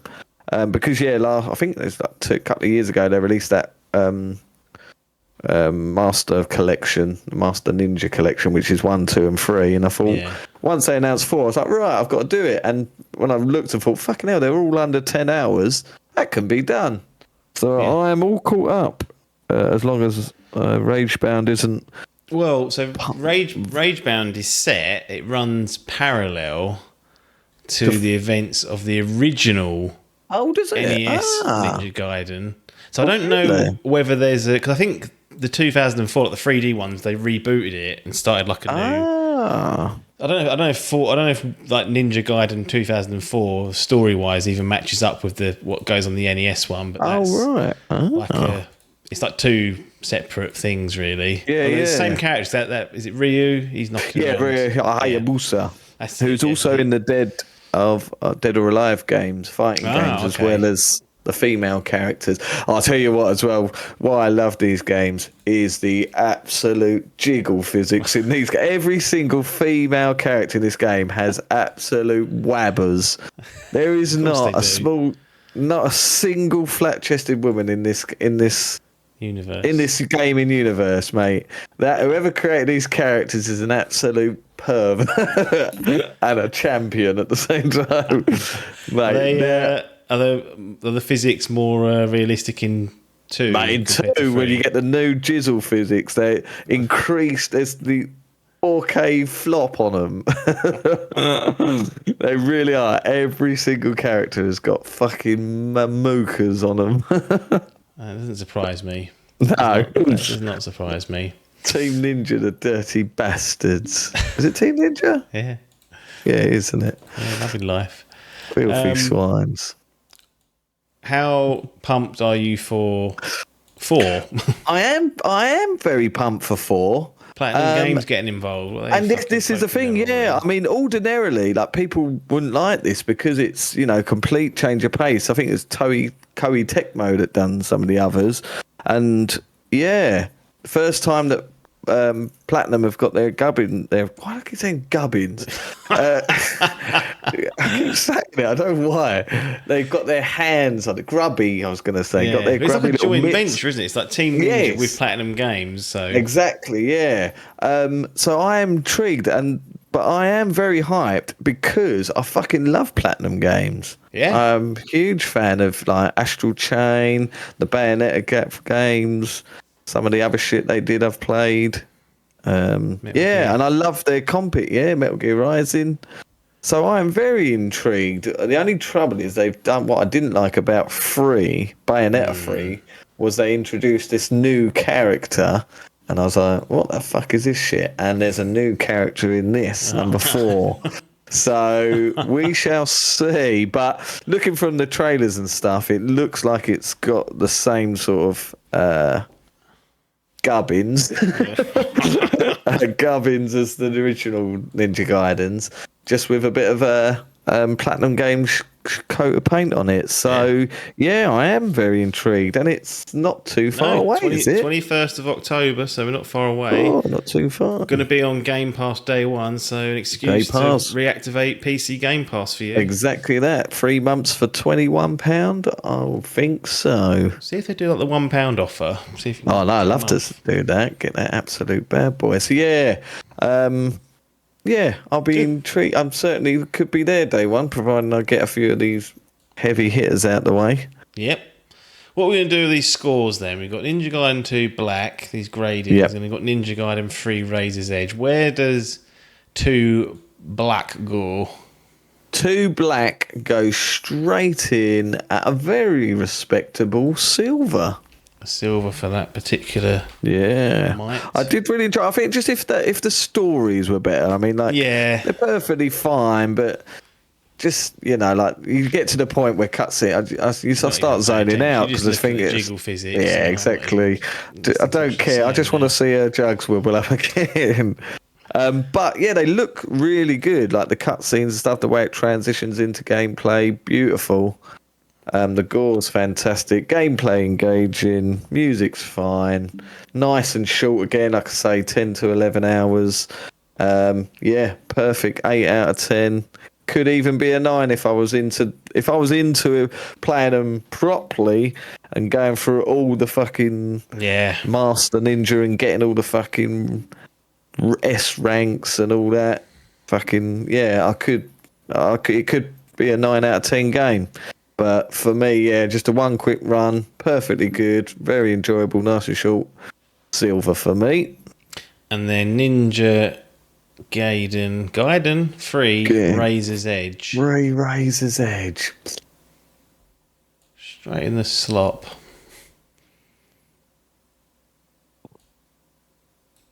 Yeah. It's a bin it could go. It could. Could it scrape a bronze? It's on the cusp. Monster Hunter No, it's World going is in. fuming.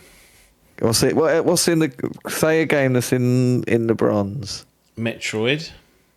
Metroid. In the bronze, sorry. Sorry, in the bronze, yeah. Far Cry 6. Brothers, The Tale of Two Sons. Monster Hunter. Monster Hunter. Mario Kart World. Okay, World. Nah, it's going in the bin then. Self-storage for number 3. It's going in the bin. So that one's never going to get the Black 2 print, is it? Well, that's the thing. I think like when it first came out, people slated it. I think it ran really shit as well because it was like on the fucking thing. But yeah, loads of people complained about it, and then that Razor's Edge, it got positive reviews, but I still think it was only like a 7. I think 7, something like that. But yeah, I think like I say, because I played it straight after 2 and having the sort of glory of 2 and then going, cool, what's this? So that's put a dent to it. So yeah, unfortunately it's going out in the bin. Oh well, self-storage for Ninja Gaiden 3 Razor's Edge, but a lovely silver Ninja Gaiden 2 Black, and Adkins is all caught up for Ninja Gaiden 4, published by Xbox Game Studios, which is a weird one. Oh, cool. So they put hand in pocket to help that out. So clearly, that was synonymous with like that Ninja Gaiden 2004 was like Xbox only for a while. Well, someone said they were sniffing around Japanese studios. I wonder if they'll start sniffing at Platinum. Maybe. Nintendo, because I always thought Nintendo would, because they had the Bayonetta 3, didn't they? That was exclusive. They'll bring Scalebound back from the dead. Cool, yeah. That? Oh, God, yeah. That looked alright, didn't it? Exclusive, it's fucking weird. A guy had like a dragon arm, didn't he? And that's right. Yeah. Look, everyone was like fucking livid when that got cancelled. Now look at them, they're fucking cancelling shit left, right, and centre. That was like the start. That was the start of their downfall. Villain arc from Microsoft and Xbox. Anyway, that's 2 Ninja Gaiden games done. As usual, we'll see you on the other side.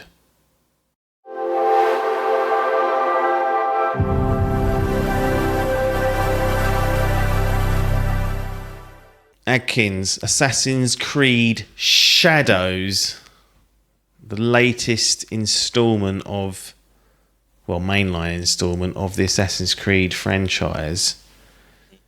Oh, you know what? I was listening to something we recorded. It must have been about 5 years ago now. They were talking about Ghost of Tsushima, funnily enough. And we mentioned, they were like, when's bloody Assassin's Creed going to go to Japan? They've had their lunch nicked here. And then here we are in, when we're recording this in the year of the 2025. Was it 2018 Ghost of Tsushima? It was the last. I think it was 2020 because it's Was the year it? of the PS5. Was it COVID, was It it? was months after The Last of Us Part 2. Oh, was it? Yeah. Bloody Which hell, yeah, put it that in a was bit of a- 2020. I thought it was before that for some Yeah, reason. I think it was Because it had the probably supposed to be. PS5, like that was released a little bit director's after, cut. wasn't it? Mm. Oh, So, fuck. but Assassin's Creed finally decided to go to Japan. The question is, off the bat, is it 5 years too late, or have they secured the package that they were? This was the one that everyone wanted. Everyone wanted. Yes. Yes, they have secured the package. How It does big's the have it package?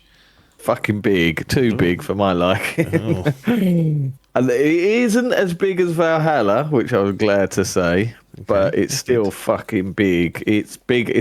It's just underneath. I remember Odyssey was quite big, wasn't it?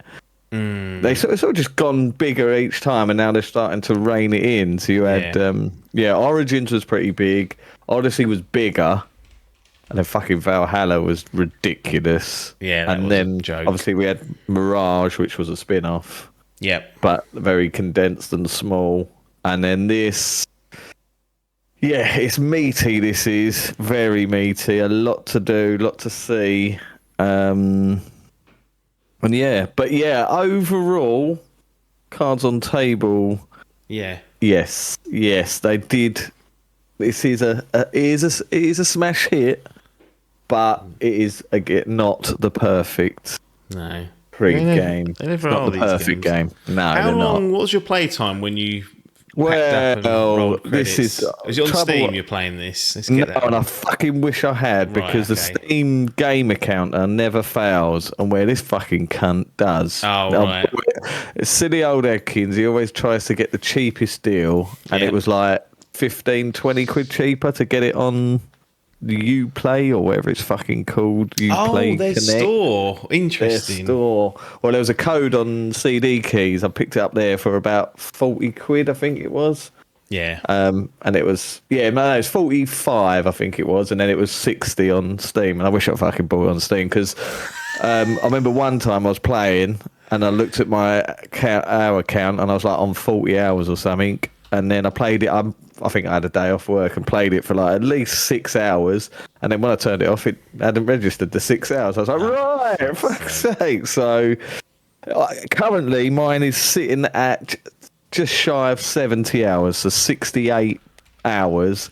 And like I say, there's definitely, there must be I reckon I'm mid 70s. I reckon. So I reckon there's at least 5, maybe 6 hours Yeah, lost. maybe 6 hours Ubisoft lost. Connect. Ubisoft Connect. It always what it used to be you playing. I think It's well- always been a bag of shit. Yeah. I did see it on that. I've got pretty much most of the Ubisoft Assassin's Creed games on there, and I've played most of them. Well, not most on here, but like 2 games have gamer times, and it's just a shit CRM compared to Steam. So clock. So I would say I'm gonna say 75 Yeah. to be safe, and I will return to feels that longer. later on to pry some more as to what has and hasn't been done. I Yeah. suppose for the audience, the actual history of this franchise is quite deep. I believe very you played nearly all of them, if not all of the mainline ones. Every single main line, done. Rogue? No, Rogue. That's the one not. I missed, yeah. Funny enough, I bought that this year. I bought Rogue, They did Liberation. re-release that, didn't they? Because it was last, Yes. at whatever gen, I guess it would have been Xbox 360. It was on there when the Xbox One Yeah. was out, if I remember correctly. And I bought. couldn't What was play it this then. year? I bought because I was going to start going through some of the DLCs because they're quite story driven. Yeah. So I played through. I think we done a review earlier in the year of the Black Flag DLC, which is Freedom Cry. Yeah. Then there was Rogue, which I never played, so bought that, and Liberation, which was the Assassin's Creed 3. I think it was supposed to be a DLC, but then it sort of turned into its own game, and it's like a little mini game. Haven't played that. And I haven't played the free side-scrolling games as well, which I also Chronicles or do something. own. Chronicles, that is it. China, That's Russia, it. and... Cool. Pick 2 good countries there. Yeah, so I was just thinking, what's Hindsight. the third one? India. They're all right. Of course it is. They're not causing too much trouble at the moment. Nah, they're quite harmless. They were messing around with Pakistan, though, weren't they? There was all that going on at one point. That's true, so, yeah. Yeah, but that's three big countries. heavy Actually, 3 of the hitters. biggest countries on Earth, probably.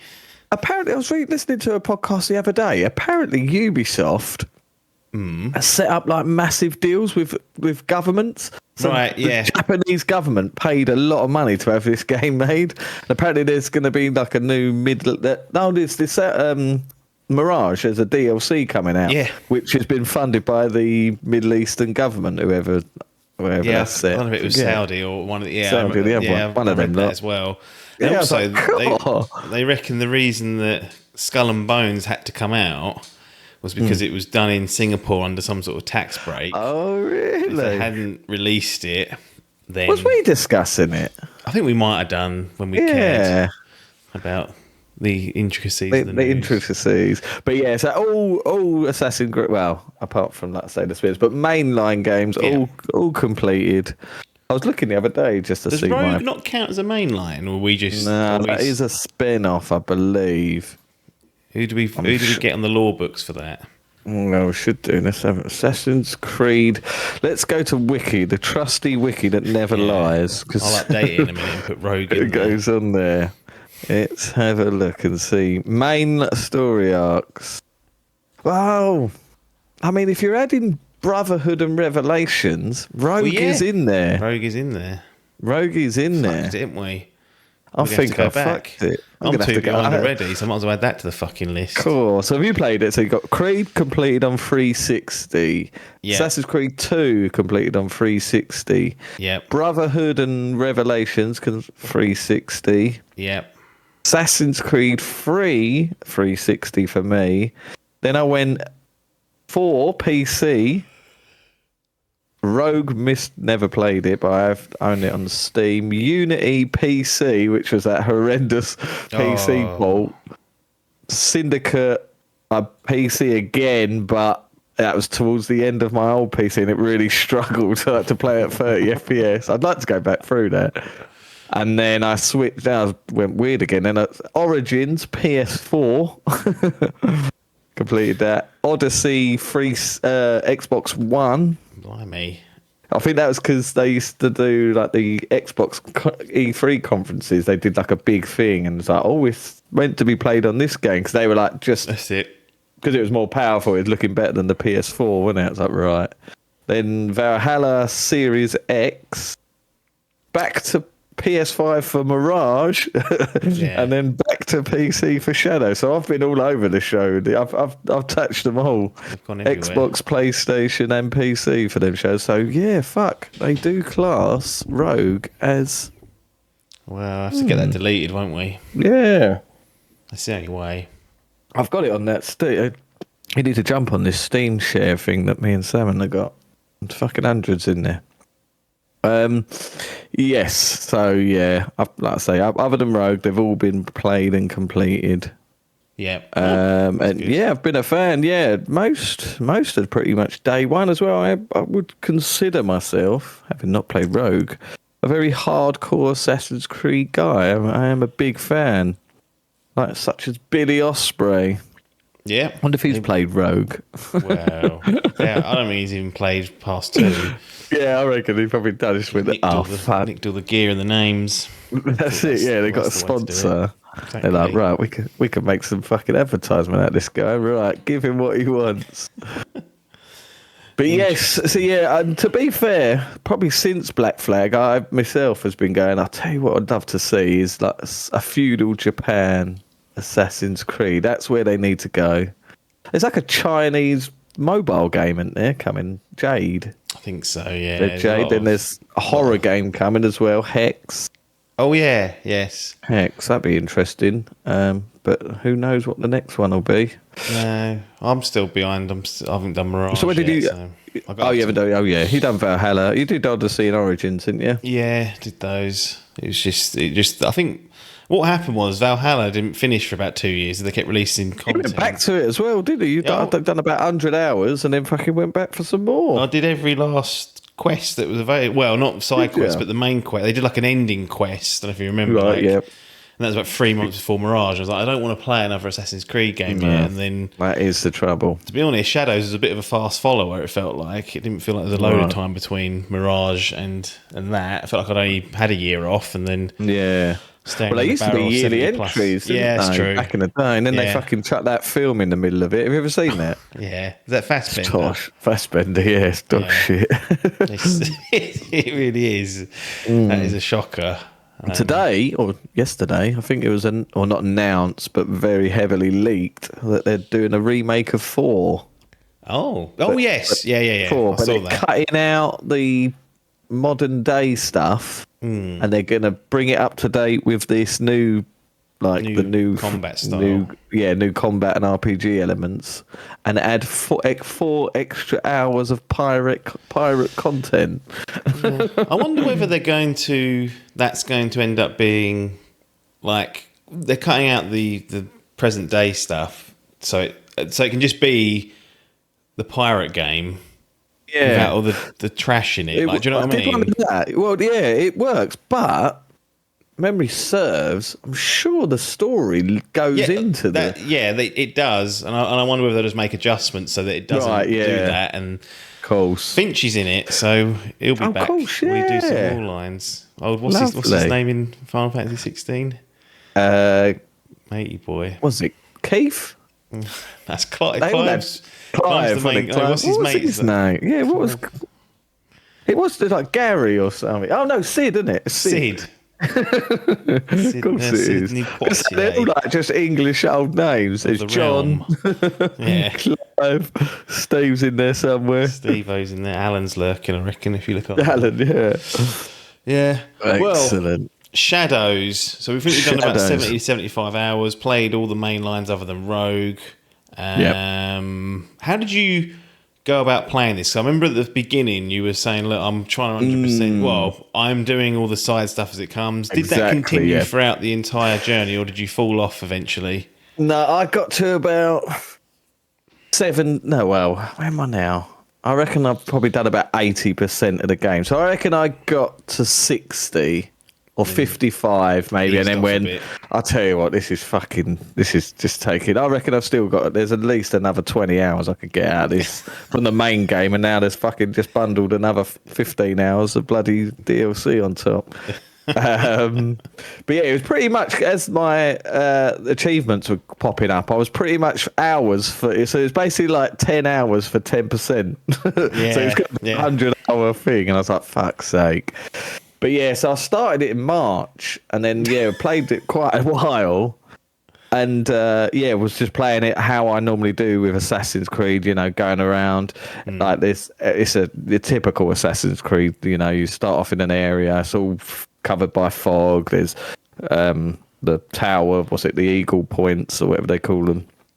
You have to go there. That unfogs the area, and then multiple little question marks come up. You go and unlock them, and there are things to do, things to see. All plethora of little things that we'll get into. But yeah, so that was what I'd do. I'll shut it down before we get into that detail. Yeah, No chance. Not listening no to this. chance for that. You're scary. So yes, what I'd do is you'd have the main mission, and on the way, whatever was in that area, I'd try and do. But honestly, this map is to uncover this whole entire map. I dread to think how many hours you would. Oh, that would be over 100 to get every single. So remember, Origins to Platinum, you had to do that. And then Right. Syndicate, they were like, it's too much. You don't need to do that. So, Can't and be God, pixel. imagine doing that with Valhalla. Fucking had different bloody maps and I different think countries. GTA 5, you have to do something with the map to get like the 100% checklist. There's like Oh, something do you? on land. It's you have actually to- one. I think to get the 100%, you have to unfog the whole map as well, didn't you? Yeah. I think you did. Yeah, you got. So yeah, God dread to think, because this is just unbelievable. And I've got to say, one of its worst problems with this game, which I found infuriating, they do try and counter it, is the traversal. So 70% of this fucking map is forests and hills. So I'll see like a waypoint, and you can click on it and go, right, I need to go there. Right, it's 500 meters away. Yeah. In my head, I just run in that direction. Yeah. But it is mountain, and to get over those mountains is fucking hard. You can't, like, it's so steep, you'll fall, you'll get snarled up in bushes and trees. You cannot just blast through. So what there is on the left D-pad is a road finder, and it will show you a pathway finder, and it will show you an actual designated pathway to that thing. You can get your mount, a horse, and jump on it, and it will take you down its own, but that will take you on a detour around, and it's a long way. You can't really, you can, but it's a fucking nightmare. And for the amount of times I just went, no, I'm just going to give it a go, get snarled up into the middle of this mountain and get stuck and be like, I can't go anywhere, and have to fast travel out. I was like, oh, that is the worst part of the game for me. It fucking annoyed the shit out of me. But yeah, insane amount of things to do. So I played 60% of the game like that. Before any main mission go off, and there's so many side quests, do as much as I can and uncover as much as I can before continuing the story. And yeah, sort of I played it for March for a good month or so, and then it got dropped because other stuff come along, and it's like, right. And then it was just sort of picking it up here and there. And then I can't remember where it was. Must have been, it was recently, innit, when I've just completed it. I think just after or just before my Hollow Knight phase. Picked it back up and was like, right, I'm just gonna fucking go for this and mainline it. Yeah. And got it done. Yeah, got the credits done. And then once the credits were done, I sort of wasn't it. Yeah, no, I wasn't. The opposite. I wish I had. I sort of was like, oh, it's done. Oh, maybe I will do it. So I've gone back and done the majority of what I could do. There was still, like I say, I probably finished at about 85% of the side content. There's still stuff to do, but the stuff I've got to do is quite tedious. So you have in this game, you have the seasons as well. Right. So whilst you're playing, they have like a day and night cycle, but there's also like for hours you play. I'm not sure what the actual clock is, but say you have to do like 5 in-game days, you have to do that before you can change the season, and then there'll be like targets that you have to fight or you have to go and hunt, and it'll be like, right, they only appear in the winter. So if you're in the summer, you've got to sit there and wait for fucking spring, or spring, you got summer, autumn. Can you like meditate to make the time go faster? No, you can't. No, they've just added it in this new DLC. I think there is a perk that you could upgrade and then change the time. Yeah. But as of what I completed, no, you had to play a certain amount, and they weren't short because I had one. There's one little objective I had to do, and it was like they only appear in the fall, and I was in fucking winter, so I had to go for a whole year, and I was like, oh, for fuck's sake, can't I just meditate and get this done? That was a bit of a tedious thing, but yeah, stuff like that's been left. I'm like, well, I mean, like I say, that map is mostly I've been to every region and every area, but there's so many question marks. Unfathomable amount. But yeah, there's a lot to do. There's a lot of side stuff, like the side stories is content are very rich. There's lots of side stories, and let's set the scene. So your two characters, you play as Narway, who is the typical Assassin's Creed character, hooded little ninja. She's more like a sort of ninja. The story starts with like her mum. Is it a mum or a dad? No, her mum gives her a box, and you don't know what's in this box, and the dad's trying to protect it. Hopefully it's not like 7. What's 7? That film. Oh, yeah, the film. I was talking about Assassin's Creed 7. I was thinking, which one's 7? They stopped the numbers, haven't they? They've gone. Yeah, the numbers. They're long I gone. know, yeah. Did it go to 4? I think was the last one, wasn't it? Yeah. I just chucked it after Good that. girls. So what are they on?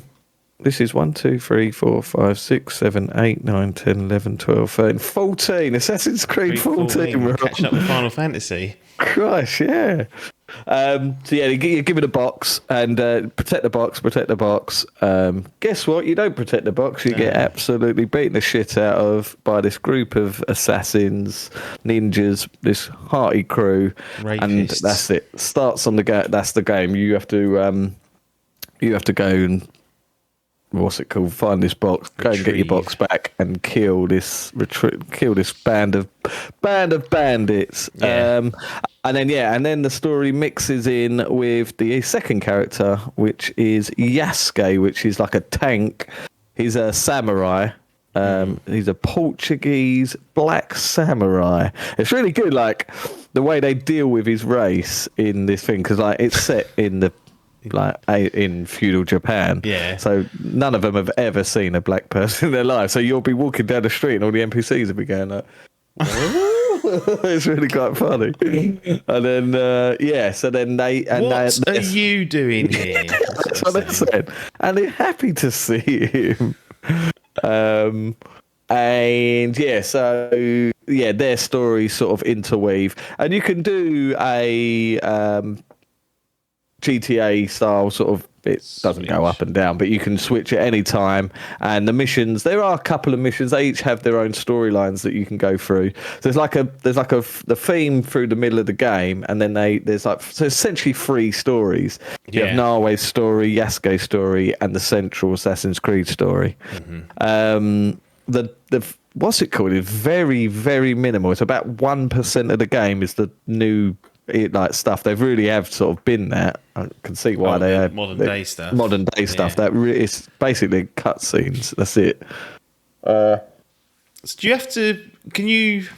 I suppose at some points it forces you to, if you want to progress the story, it forces you to switch characters and in certain servers you get a lot of options. So a lot of it will be storming castles and stuff, and it will say like who do you want to use for this mission? Do you want to go through the front door with Yasuke, or do you want to sneak around and stealth? And to be honest, I pretty much was pretty even throughout. I found using Yasuke easier because if it goes to shit, you've got to. That's it, exactly that. Like the stealth's brilliant. She's really good at sort of like sneaking around. The parkour's really good, and her weapons and stuff. But if you get caught. And you get and especially those castles that they've got the heavier elite enemies. Once you get like 4 or 5 of them, she gets walloped and her health bar just goes boom. So I just found myself it was quite fun because you've never really had that in the Assassin's Creed series. You've not really had a tank character that can just fucking brute force his way through. It's quite a nice thing to have. It's I don't know. It's like, I know. Whereas before you had you could walk up behind people and shank them. And with like Syndicate, where you had that sort of free-flowing combat, you never really found yourself in too much trouble as long as you could work that parry system out. Yeah. But I've got to say, Yasuke's a very good sort of getting yourself out of trouble. The trouble, you can't switch on the fly. So like if you go into a castle, once you're in there, you can't switch. Once you're in combat, you can only do it in 3 things. So...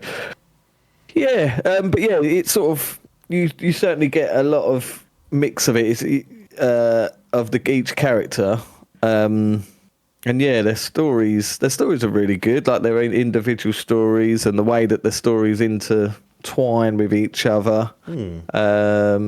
It's a very sort of standard story, and I'm sure it's going to be exactly the same as the new. I've been watching that first trailer for the new Ghost of Yotai. It looks like it's the exact same story, so I'll be interested to see how that pans out. But what I was going on to was all the side activities that you do. There are hundreds upon hundreds. So what is there? You can find like these destination like vistas that you then draw. I drew a little painting with. There's a meditation one for each of them. So with Nawe, you do like a meditating praying thing. You'll sit down and then it will be like a button combination. Yeah. And you have to do it to the time, like like a sort of like almost like a Guitar Hero style, where you have to do it to the sound of bells. You know, like where it will come up with like quick time events, basically. Yeah. So you got that. Then Yasuke's one is he'll do like sword fighting, like just like shadow boxing style, like shadow sword play or whatever. There's that. Then there's like a parkour, like these like sort of routes that you have to go through. And at the end of it, it's like a sort of like a so obstacle course. That's it. That's what I'm trying to think of. Obstacle course through the forest, and at the end there'll be like a big treasure chest that you have to go through.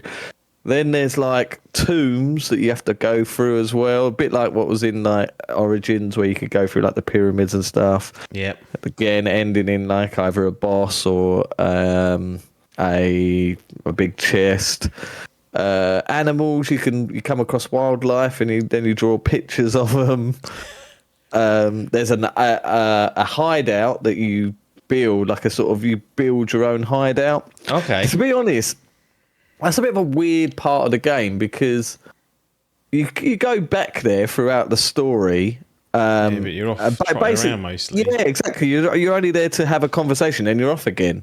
It's not really sort of like a base of operations. It's not just like Valhalla where there's like people, like a town living there. So you had clan. that. Yeah. So basically, what they've done is they've kept that in there, but just made it not as sort of like as you don't keep going back there to progress or anything. It's just sort of you can upgrade it and you build like different parts. Like you can build your own like dojo there and stuff, or your stable, stuff like that. And you can really, like, for people that like that sort of settlement building, it's pretty cool. But to be honest, like, I didn't really touch much of it, to be honest, because it weren't that integral to the game, to be honest, and didn't really fit very much. But yeah, it's quite interesting, like some of the characters there and stuff. They give you side quests or whatnot.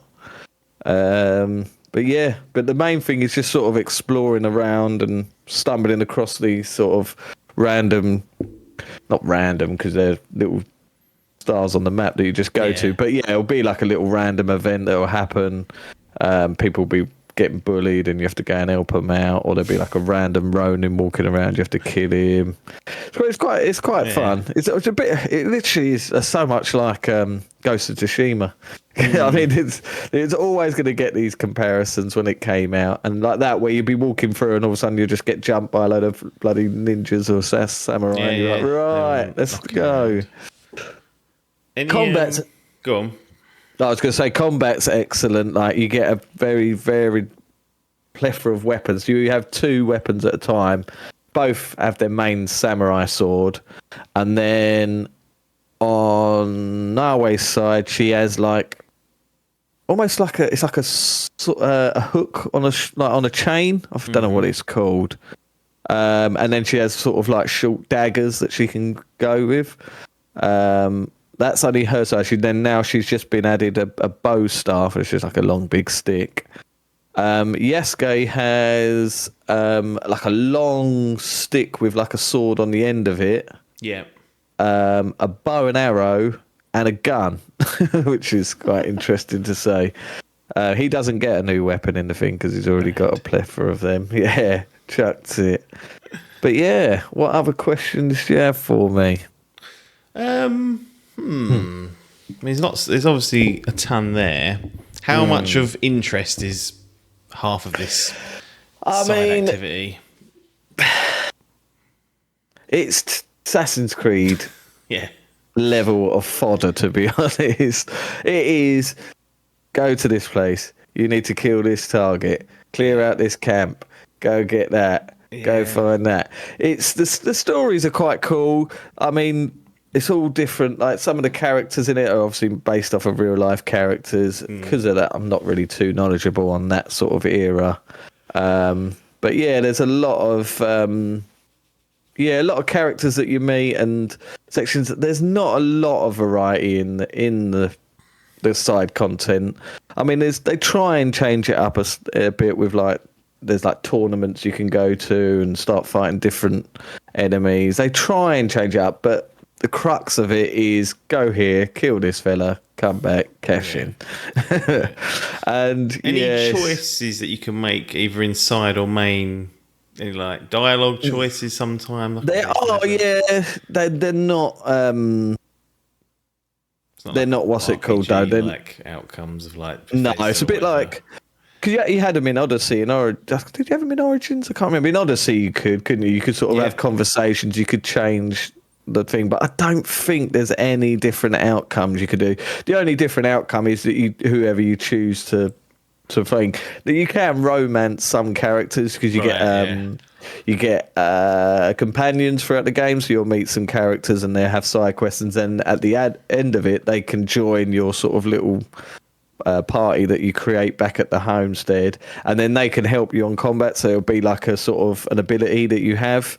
You hold like the left trigger, and then say like, you'll be fighting a group of bandits. Press this, and this fella will come in, do a bit of damage, and then bugger off again. Yeah. And you can sort of romance, but I'm sure like there's conversation choices for what you can say, but outcomes, I'm sure it's all very canon, and there's one role, and you can't change that. Fair enough. But the game looked like a bit of a looker. From that is, and obviously on the PC as well, you've got added features. Is this an absolute gorgeous one? I've got to say, it's probably one of the best looking games I think I've ever seen, to be honest, and it runs very well. I mean, lovely. I know I have got quite a bit of a beast, but running that full whack, literally everything up. There's ray tracing, and really, and I think just because of the setting as well. And the environments, like I say, the weather system and the season as well. Like, so like you go into like an encampment, and there'll be sort of like ponds and grass and stuff like that, and be all lush gardens and green. And then in the winter, everything's frozen. So you could there's a thing you can do playing as Norway. You can like hide under the water, and then she'll put like a straw up so you can breathe underwater and just escape. When it gets into the winter, all the ponds are frozen, so it's gone. If you're sneaking on the roof, there's icicles on the roof, and if you walk over them, they hit down and they alert the enemies. It's some really cool stuff that they implement in the weather. Like you go to, if you get caught by people, if you're sneaking around and you run off, if you run away in the snow, you're like trudging through the snow, or if you run on ice, you start slipping and fall over. They put some cool little deterrents in there, to be fair. You can go prone as well in this, which is something you haven't been able to do for a long while. You can sort of sneak under buildings. Can Yosuke do that as well, or just... No, so this is the thing. There's some things you can't. So them watchtowers or viewpoints that they call them, where you have to go up. That old bastard can't get up there, can he? That old bastard can't. It's quite funny. So when he does like the leap of faith, he'll go and then he'll bounce off the floor and go, God, I'm too old for this shit, or something like that.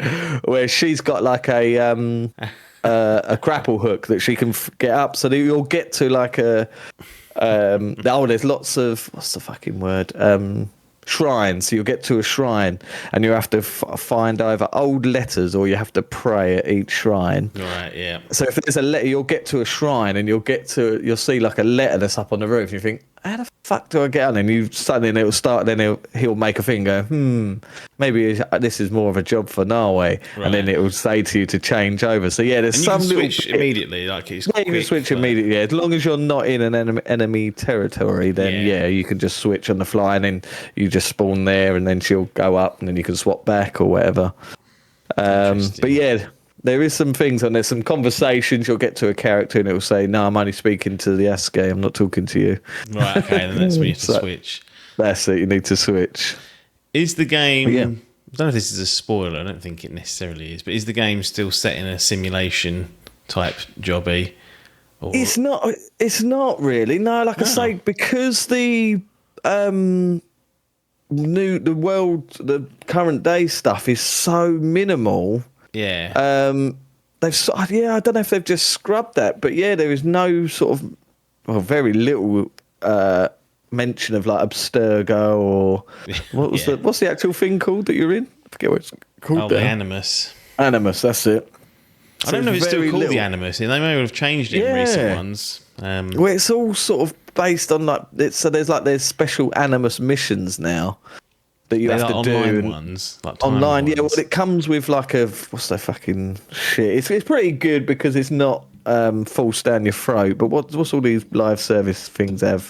Battle pass. Yeah. So you do these animus missions, and they give you like keys for this battle pass. But it's all just cosmetic stuff, which is fine by me, you know, as long as I ain't hiding story content behind it. But then every so you'll do a few of those missions, and then it will come up with a main mission for this new day, and you'll just do one mission, and it will come up with one cutscene talking about the new day stuff, and that's it. But yeah, there's sort of no mention of Abstergo or any of that side. Like you don't play in the new world or anything. It really has sort of been pushed away, and it's just like, yeah, this is their story. So can you go? Because one of the things that I found, well, I just always noticed that if you started killing like civilians, the game would desync you because in the That's it, simulation yeah. you're not allowed to do that. Can you now do that, or will it still desync you? It still does see desync, Right. but it just sort of does it the desync, and that's just like the loading Right. screens are still the same, even how small they are. But yeah, you'll be running through the simulation, but you never see the outside world in this So game. it's set ever. still in there, but it's not on top of the game, and you're not constantly popping out to have a cup of tea or whatever. Okay, Nah, fine. nah. There's like 3 or 4 That allows me to missions. fast travel because it's contextualized. It's a simulation. That's very true. Yes, it does. Yeah, cool. So- Because fuck me, that would be the worst would if be- you have to. Cool. If you played this with no traversal, with those hills and those bushes, getting to waypoint, fuck. Do you know the sad my thing old about that boots. is that I didn't really come to that. That was like an epiphany when I was like, hang on, this is in a Right, yeah. simulation. It was like 60 hours into Valhalla. So I was running around that fucking horse for 60 hours, going back and forth, going, right, no, look, there's no fast travel in this world. And then one day I was like, hang on a minute. This is all a simulation, this whole entire joke. And I was like, I can do what I should want. be allowed. I can do what I want. So that was a major turning point for me. Makes me concerned about Assassin's Creed 4, the remake, or whatever they're doing, if they remove the synchronisation. Yeah, I was like, that's true. Yeah, Although, to be honest, cool. going on the boats, I always remember being Yeah, quality. that's true. That was a bit of a pain to get around on land, and it'd be interesting to see Yeah. what they do with that. Interesting. So, any other business on this? Any other high or lows, or? I mean, Bits the and characters pieces. are very strong in this. The story, like I say, the story is good. It's a good story. Yeah. It's just a very long, and this is the trouble. It just becomes monotonous because of its length. That's the trouble. I mean, That's what she like I say, said. yeah, she gets bored with it, but it does. I mean, like I say, it does try and No change way things saying up. that. It does try and change it up with sort of missions and stuff, and trying to add new ways of doing the missions and things. But at the end of the day, it really does sort of boil down to the same sort of style of missions, and that's it. But it's basically where the characters are very likable. The two main protagonists and some of the characters you meet along the way. The gameplay, that's the thing. This gameplay is just so enjoyable. Like the actual sword fighting, it's very similar to Ghost of Tsushima. It doesn't have the stance No. thing that had, but yeah, the gameplay, the sort of sword play and the stealth's brilliant. Like you can turn lights off and really sneak. Like, so you can go prone and hide, get in and out. You can switch it up. You really can sort of play. Reminded me a bit like Deus Ex, where you sort of had options. You know, you could either go in all guns blazing or sneak around and do the sneaky way. And just because it is just a gorgeous marvel, it's just a nice game to run around in and just sort of get lost in, basically. I've got to say, it's certainly one of the strongest creeds in recent times. I think it's my favourite out of the new ones. Right. I did really like Valhalla, but it was just too long. And this I like the setting in that in the end. I liked all the Viking shit. That was cool. Exactly that, but the thought of going back and playing like another 90 hours of that to just get the story done, Like this, you could probably, if you was to mainline this, you could probably get it done in 35, 40, possibly something like that. I reckon. Yeah. But there is easily 100 hours here for the people that want to do everything. It's just, can you withstand it? But yeah, like I say, gameplay's really, they sort of just, because of the variety you get now, which you've never had, the tank character, the sneakiness, all the sort of tools of your arsenal that you have, it does really make this an enjoyable one. And yeah, like I say, the only real sort of fault that I had with it was this traversal, getting around and fucking getting snarled up in bushes and stuff. Yeah. Other than that, I really did enjoy my time with it. The only things that annoy me a bit is it's not really anything to the game. It's just that it's now sort of made me think about Ghost of Yota, which is a shame because I did like Ghost of Tsushima, but the games look so similar that it's. You have to get on Legends mode, rekindle. Well, that's true. Yeah. Well, this side I did notice there was a quest that was like a sort of like timed event, and when I went to that, it went into like a sort of like legend style mode. I was like, oh, here we go. Cool. So yeah, it's definitely worth a play. I'd say this one, and it does hold up to its tie. It's just. The thing with Creed is Creed's never got to that upper echelon. Well, I don't know, people really rate number 2, didn't they? And they said that's one of the best. But yeah, that was good. Back in the day, that's the thing. It was 20 years ago. I'm talking about. It wasn't far off though. It was 15 at this stage. Like back then, that was like the new shit. And then they sort of created this annualized franchise. I think that really, then went in with arms crossed rather than that's it exactly. Yeah, and, I think the thing with Assassin's Creed is if you're not a fan of the formula, they don't change it enough to win up new people over. I think if you're not loving it that much, then like this is still Creed. This is just good new Creed with added features, but the core central of this game. It's still the same Creed open world bloat that has always been there, basically. It's just lucky that I do enjoy that sort of stuff. I do, I do like that sort of game.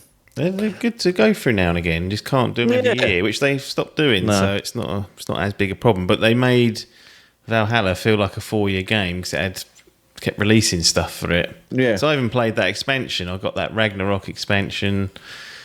There was a fucking roguelike mode there, and I was like, what are we doing? Yeah. What are we up to here? Good. This isn't the live service. I've done 100 hours, UB. Yeah. I've done it, but done a lot. Right. Assassin's Creed Shadows. Assassin's Creed Shadows. Formalities. It can go into the gallery, obviously, and we've got the platinum, gold, silver, and bronze awards that can be handed out. To what deserves it, or it can go into the self-storage alongside a Ninja Gaiden 3, a Shadow Warrior, a Suicide Squad, a Metroid Prime Remastered. They're just your ones. They're just me. F123. F123, the whole game reviewed for nothing.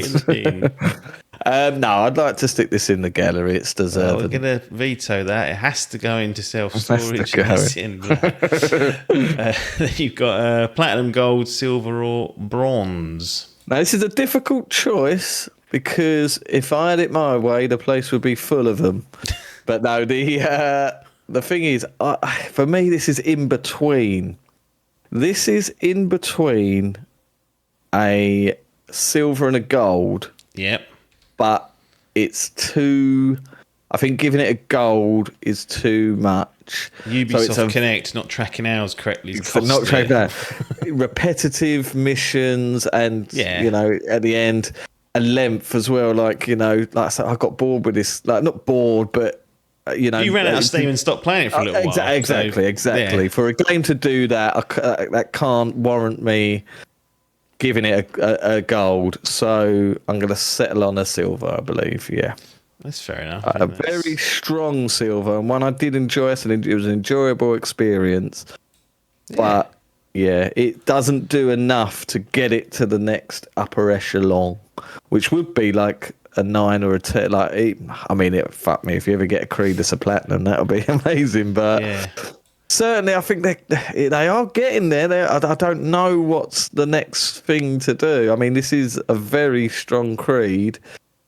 It's just, can these games be masterpieces? Can they be game of the year wind their neck in a contenders? bit, and Because because it's always the same story. We always go through and go, it's Bloatville. Yeah, exactly. I know Mirage, but they did that pretty much. See, Mirage, that was an enjoyable experience. But again, like with that sort of, characters and story wasn't that engaging or gripping. But maybe if it had this story and this thing, maybe if it was like Mirage was like this, just condensed, smaller, and they had the good stuff from this game into a smaller package, it might have got a goal. But so, but like I say, very strong Silver. A must play. I think even Biff would Biff like this. He's very particular, isn't he? Did he play Valhalla? I don't know if he did, No, he likes the old. Oh no, that's Logan that likes all the Viking stuff, and he's a Viking. He played through Valhalla. He liked it. Got through that. I don't think he did much. Did you do the DLC? They did the Ragnarok DLC. Yeah, you did Ragnarok. do that. I did. To be honest, my least favourite part about that game was all the because it felt like, I know it happens kind of during, I don't know when the timeline was, but once I played Ragnarok God of War, I was like, oh no. Sorry, this your version, your Assassin's Creed version is no. Sorry, I don't think so. And it had all powers. I didn't gel that at all. And a lot of the DLC and extra bits they added was based around that, so it kind of drained me. But I've got Mirage borrowed off you, so I'm definitely put it into the cycles. I do want to catch up again and get back on. Yeah. And by that time, maybe the DLC for this will be finished. So that'll be an even bigger package for me to swallow down my gullet. Yeah, that's and I'll get on it. But I'm not done with the series yet. It's just Valhalla's fucking long tail fucked me over. But it is what it is. But Shadows earns itself a silver. I was just looking at your previous scores. Mirage, a silver. Oh. And Valhalla, also a silver. Oh, really? So they're not going down. Yeah. No, they're not going down. I mean, this is just like, say, a straw. I'd give this a 0.5 if you could, a half a goal, but knocking on the doors. You cannot. So, like I say, it's to give it the gold that it's criminal. People are saying, is it? Yeah, some people will. I think people will fuck with this game. Yeah, as the kids say. I think if you're into that sort of setting, which I do love, that Japanese setting. Yeah, like the game is. That is one thing I will stress, is that gorgeousness of it. It's the best looking Creed game by far. Good. And so people will enjoy it. Give it a go and see what you think. There we go. Assassin's Creed Shadows. Silver for the lads on Ubisoft Connect, PC Master Race. Yeah, still getting played. It was literally played 2 hours before it came on here. Oh, there you go. Earlier, so that's still getting played. It could get to a 10 with this new DLC. It adds new story content, so there could be an additional review coming up. If you get through the story content of that, or it could be going down. To be fair, it could go down to a bronze. You might really drag it down. But that's what Shadows gets. They've gone to Japan. They've seemingly pulled it off for the most part. It comes with the trappings of a Creed game, a modern Creed game, which is the Bloatville. But if you like the cycle and can enjoy it, then clearly it's not done anything disastrous, and there's something there. I do find it's a lot about the setting and that, so absolutely of interest. But Assassin's Creed Shadows for Adkins, silver. So that's that. That's that segment done. Creed back front and centre. Be interested to see where they globetrot off to next. We've had the rumours of the remakes and whatnot. To see how it's done in terms of sales.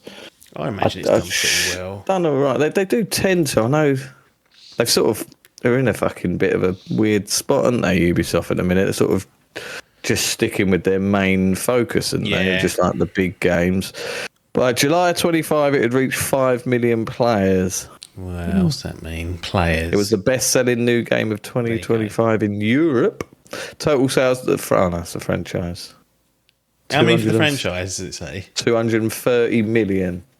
I remember That is reading that insane. Valhalla made 1 billion in revenue, and I was like, Oh, fucking hell. so 230, a lot of yeah. people are playing these games. So all the snobs out there going, oh, Yeah. See, there's get off a your lot. fucking eye horse, you cunts. I do get, like, the Creed formula that people don't like it. The They're open world normally blow. well put together games at the minimum. Yeah. Like, and they've got lush, like, nice worlds to run around. It does have interesting trappings in there. Yeah. But we'll see. We'll see. There's plenty more Creed to go around, I say. Yeah. Anyway, we'll move on. And everyone that's listening, we will see you on the other side.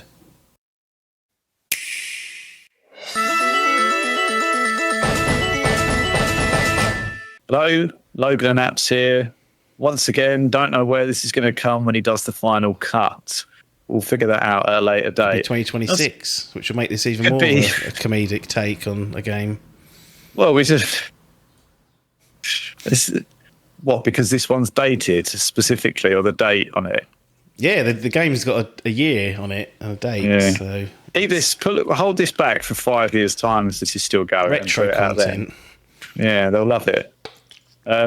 We're here, though, again, to talk about another game that Joe Apps has turned out. Absolutely churning them out lately, really putting the hours in. We need to get him something else going on, I think, to really distract him from gaming. It's happening. Don't worry. It's going to be really slugs. This is the last of the stragglers, basically. So, Right. I thought, to be fair, I thought when you send this one through, and I like keeping the suspense going, although they already know because it's in the title probably, but timestamp, yeah.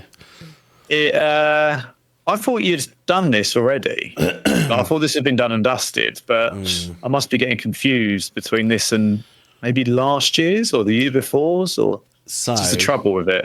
we did F1 Manager 2022, which is the first one. Yeah.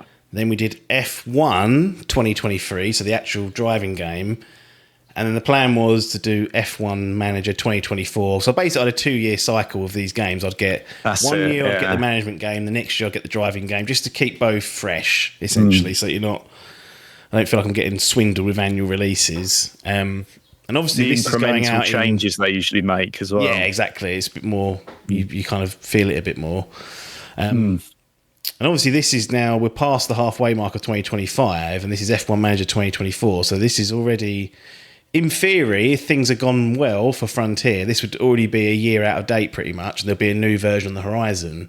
Now, as we record this, there isn't, and there should have been already. I think like June or May was when they were releasing the previous titles. Reports suggesting that this franchise is getting canned. So this, for all intents and purposes, looks like it's going to be the final F1 Manager game done by Frontier, and whether anyone else picks up the license in the future and has a go at it, I don't know. I would think not. I don't think it's been a commercial success. So this is the reality. This is what happens sometimes. You get your little niches, get involved whilst they're there, but once they're gone, they're gone. But I'd basically written off to play this. I bought it on release, and as usual, there's fucking bugs. Like there was, I think one of the big ones that I didn't like the sound of was that when you break a driver or a staff member out of contract, there's like a penalty or a multiplier. So when you sign someone, you can say if someone wants to poach you, it's going to cost you 10 times your contract. So you kind of protect your investment with that driver or staff member. It's kind of to stop the AI just stealing people without some sort of consequence. They've got a financial penalty to pay, and basically that was all fucked up. So that didn't work. People would just be able to poach 30 million pound contracts with 10 times multipliers. Like, that's just absurd amounts of money to pay, and yet the AI were doing it and not having to pay it. So they were just going, yep, that's I know you've just spent 40 million getting Max Verstappen, but we're going to steal him the next season, and he's going to start, and you've got no rebuttal to that. So there was some sort of fuckery with the poaching, because that was a new. That may have been there in 2023, but certainly in my experience, that was new from 2022. Like AI stealing, like actively trying to poach good drivers for their team, which is how the real market works. Like, it happens. There's all that going on, but they fucking blew it. So anyway, I just left it. I played it for a little while. I was like, well, I'll wait until they fix that. Fucking 6 months went by and I didn't pick it up. Didn't even check in on it. Saw that it was fixed, and by that point the season was ended, and I was a bit like, I'm not really in the mood for this F1 at the moment. Like, it's whatever. I'm kind of done.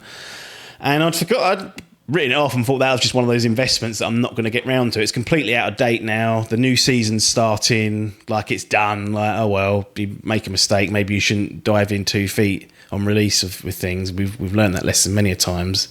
But out of nowhere, in February, Frontier dropped this massive update, which basically allowed, well, it gave the end user on console and PC, mostly for console use. This is useful because mods can do this already if you want to go down that road on PC. But you can customize the game now, and you couldn't really do that. Like, you could do a few bits and pieces, but the grid was set, the drives were set.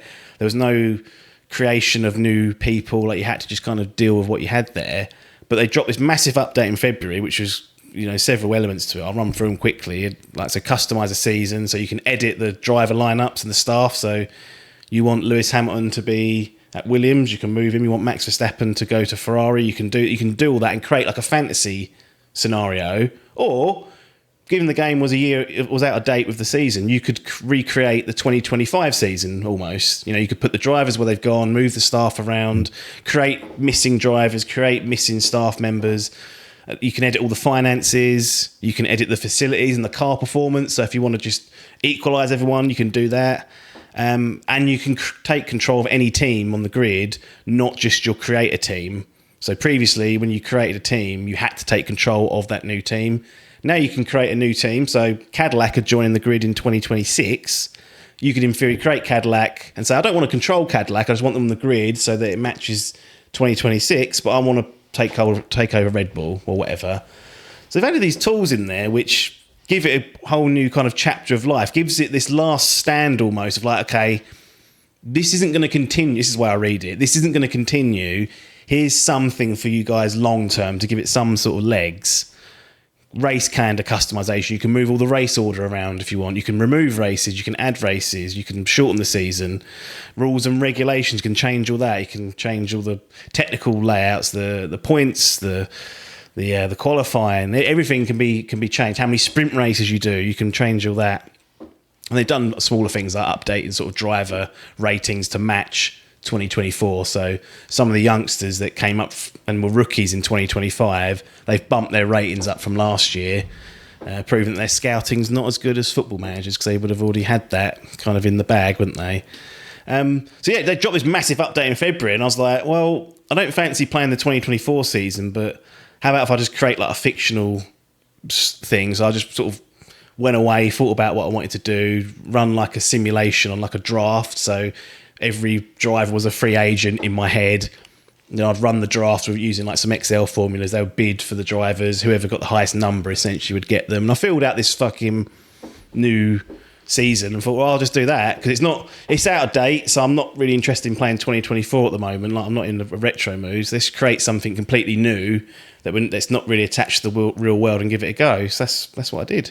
Went away and created that and played it. And there were new things from 2024 that I hadn't even touched, so it was interesting to kind of see the new features that were there at launch, plus this brand new suite of tools, and that's how we got back into it.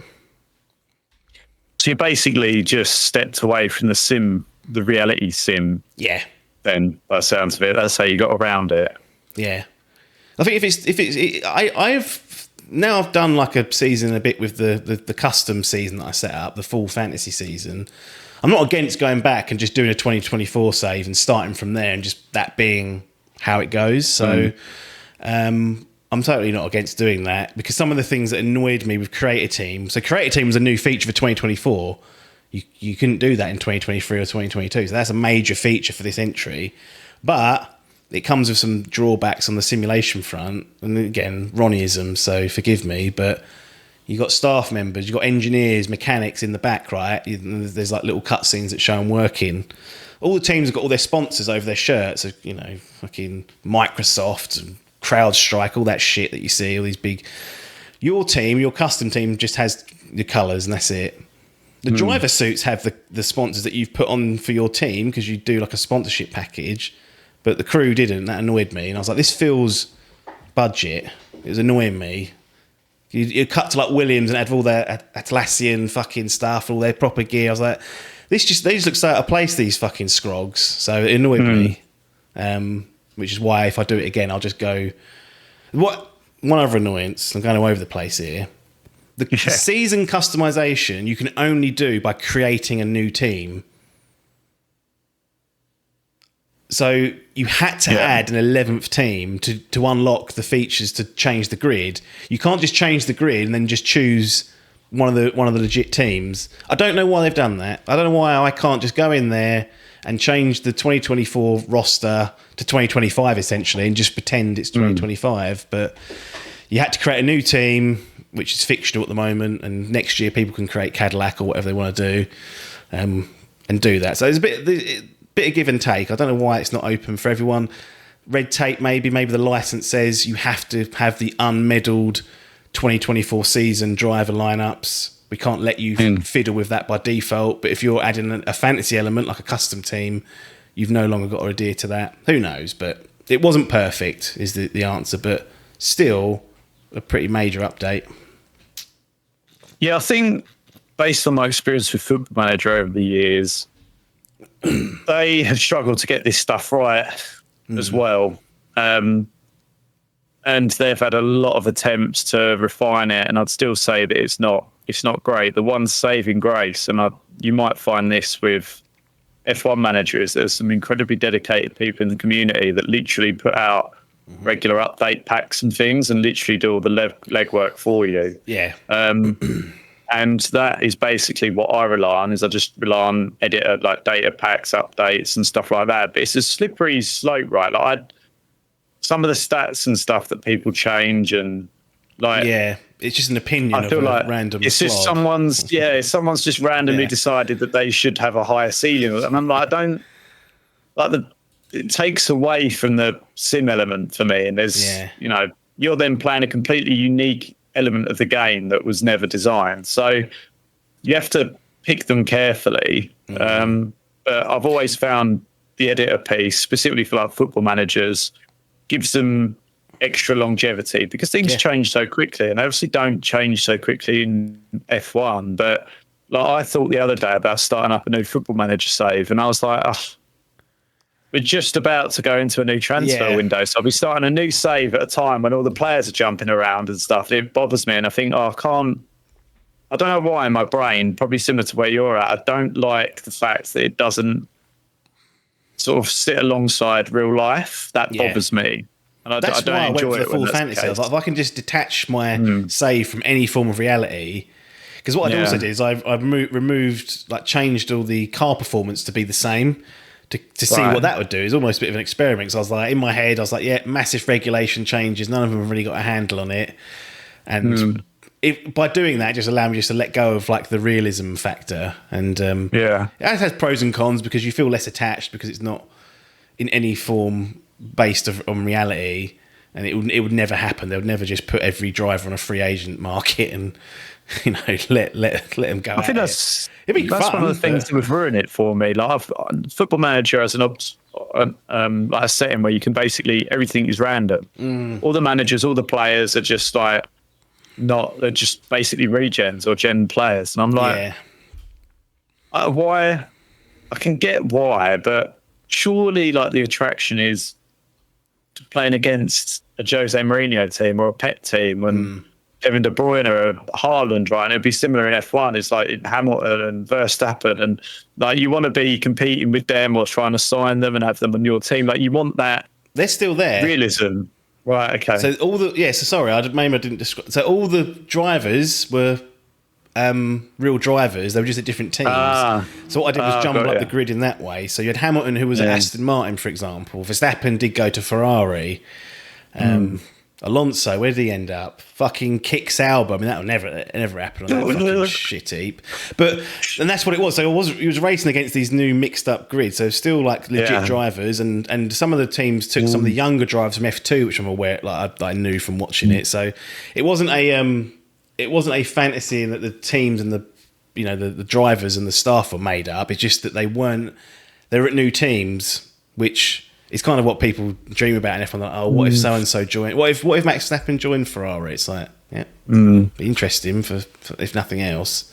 So yeah, I still felt like I was competing in a real world because the teams are all still the same. They were like that. I had my custom team that I created. But then all the drivers were people that you'd recognise from the real grid. That makes more sense. But even in, when I think about what you'd have, like, Ronaldo could have Ronaldo at City, or like, it would just be a bit like this, isn't it?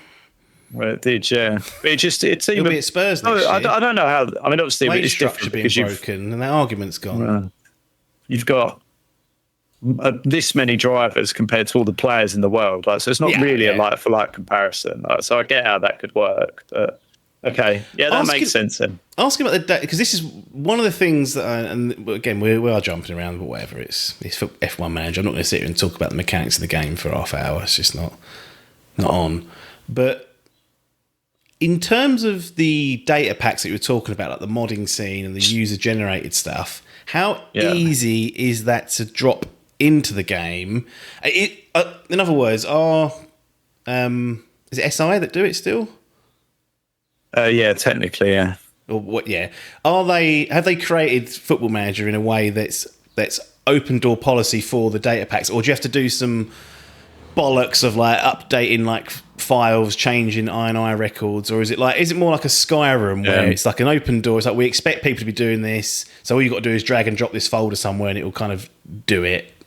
Because yeah. So it depends. Like, it's a little bit finicky sometimes. Like, if you're putting in like icon packs, or like some people like go the full hog to like have the full replica kits and stuff like that. Like, they, rather than it just being white and blue for Tottenham, they'll make sure they've got the AIA logo. And so some people go the whole hog. I don't really care that much because you can't really see it in the game anyway. It doesn't really matter. So I normally go with logos. Sometimes I'll bother with player pictures. And literally there's just a file that'll be like logos, and you just update that with the new file. Like, so they have designed it in that way. But what I would say that they've sneakily done is they used to include the editor with the game. Yeah. Right. Like, so two comes a package. But now you get the game. If you want to edit it, they charge you for the editor. You have to download it separately on Steam. So they've done that slightly sneakily. But yeah, there's like, it's this huge like Football Manager community. It's massive, and you can download like preset tactics. Like, there's everything that you think can be downloaded can be imported. Can you download like a retro pack that takes you back to like, I want to start in 1970? Has anyone done like historic stuff in there? Probably. Yeah. I've never looked, but I reckon they have. Yeah. I reckon there's someone that's literally probably redone like the squads. I don't know how they would do that, if that makes sense. Yeah. But I reckon there's an element of people that have added in like Bobby Charlton and stuff like that. That wouldn't surprise me. It would be relatively easy to do. Yeah. Drop them in there. But no, so coming back to F1 Manager 2024, that's the only thing that I think is missing, is that the modding seems a bit convoluted. I did look into it, and yet there's a lot of fuckery you have to do to get it to work. And I just think, and this is a complete and utter fool's errand thinking this is even possible, but one last update just somehow crack the game open and allow people to easily mod it you could then just take the 2024 off it, do it as F1 Manager and say, there you go, there's a platform, there's a structure there, all the AI, all the tracks, the gameplay elements are there, but you can now easily update, change things, mod. You can do that, but you have to use third-party tools. There's like an online fan-made DB editor, like database editor, that you can use to change things and whatnot. And people have created 2025 season packs, but the amount of steps you have to go through to get it to work, it's not that hard, but it's not drag and drop.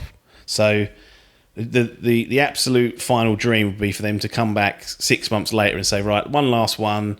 The game's open for you to mod. Obviously do it at your own risk, but we've made it a lot easier, so these steps can be removed, and it's just a simple pack that you drop in or something like that. But probably asking a lot, because I think it's obviously not selling a year on from when it released. It would be an annualized game. There's no they would get an uptick in sales for sure, but however how many that would be, I don't know. I do think there's a version of a timeline where they revamp this to just F1 Manager, and it's just open. They say, we're not going to update anymore, but you guys can. Here's all the tools that you need to do it, and you have at it. Yeah, I mean, that would be nice to the community. You just wonder how much they've just, when someone's getting paid a wage, like, unless someone does it off their own back, it's a pet project or something. But it's an interesting one, like management sims, because I don't feel like they're broadly that popular. Football Manager, I would say, has got a bit of a cult following nowadays, and like even all the players, I think it's got so close to reality. Yeah, like it's like even footballers play it and place it. Like it's outside of that, I can't say that there's many other sims that do it that well. But Football Manager's essentially been in development probably for, well, the earliest one I played was 1998, and they were around before that. Yeah, so it's like it's something that's got like a genesis. Whereas you look at like F1 Manager, that hasn't got the same genesis, and it's really hard, I think, to bring something that people really enjoy. And you know, if I was going to say F1 Manager, people probably prefer to like do racing sims there than they'd prefer to do management sim. But then I was thinking, well, football games like FIFA and PES and like they've been around for just as long. So I don't think it's necessarily true that people just want to like play the actual sport. But some things, I guess, just resonate, and football's way more accessible, or more people tend to be into football, like than globally. F1. It's just like, the appeal is much higher. Yeah. So yeah, I think maybe it's just a victim of a smaller overall fan base, and then even a subset of that wants to do F1, like management sims. Yeah. So yeah, exactly. I mean, you've got the EA F1 driving games like Simcades or Sims, however you want to categorise them. And so I was supposed to be playing that now, really, instead of this, but I was like, well, I'll give this one last hurrah and then leave it a little while. Is that confirmed then, or is that just a suspicion on the basis that there's not been one announced for this year? It was reported, but never officially kind of come out and said it's gone. Like, it was reported by a couple of outlets. Eurogamer was one of them. So, yeah, it looks dead and buried unless someone comes in and goes, right, there's money to be had there. But I don't think they've done a particularly good job on the commercial front. A part of that, some of that's self-inflicted, because I remember in 2022 they got to like November and I was like, right, and it was just, I don't think they meant this, but it was clumsily worded. They went, right, we're sort of packing up development on this game and moving our focus to 2023, which every annual franchise does at some point. But there was still some what the community perceived as pretty glaring bugs that hadn't been ironed out or had been introduced during the season. They hadn't gone back and fixed. I don't think they meant we're down in tools. I think they just were being open and saying most of our resources going there, but we'll keep a skeleton crew to address this. But they didn't really communicate that well. And a lot of people was like, oh, they've just abandoned the game after 6 months. And that kind of got around into like news cycles. Like the game wasn't even look like VGC had an article on it. There's no other article about F1 Manager on VGC other than that one article. So if you were just even as a casual reading, you go, oh, that sounds like shit. And they got it was some eventually bad PR, they came out and eventually kind of clarified and was like, no, sorry, that's clumsily worded. Here's what we're doing. We're doing this, this, and this in the next update. We've got another update plan. But by then, the news cycle had taken it and gone. They've abandoned it after 6 months. Cash grab, and I reckon 2023 got. I reckon that's the killer. They went. That's really dropped off in sales. Because there were people like me that won't buy it every year. Those buy it every other year.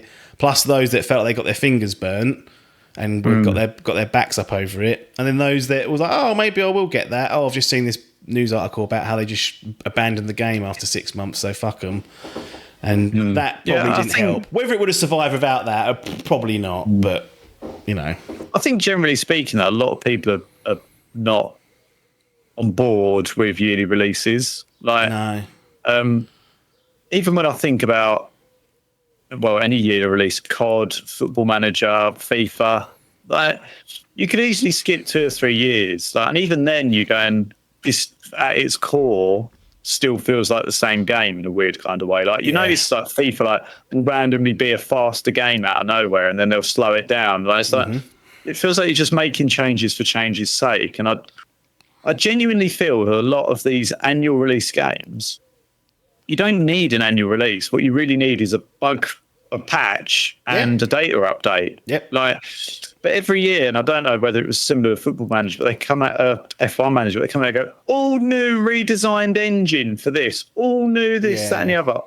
And you play and you go, it ain't. I'm not having it. Like, it's just no way. And I think that's where a lot of people, it feels like, they're going, oh, I don't know, maybe I'll skip that. So it is a tough gig, I think, doing the annual release thing, unless you get enough traction behind you that 80-70% will buy it irrespective, and then you've got that 30% that will go, oh no, I'll skip it this year, I'll get a day or update, I'll do whatever.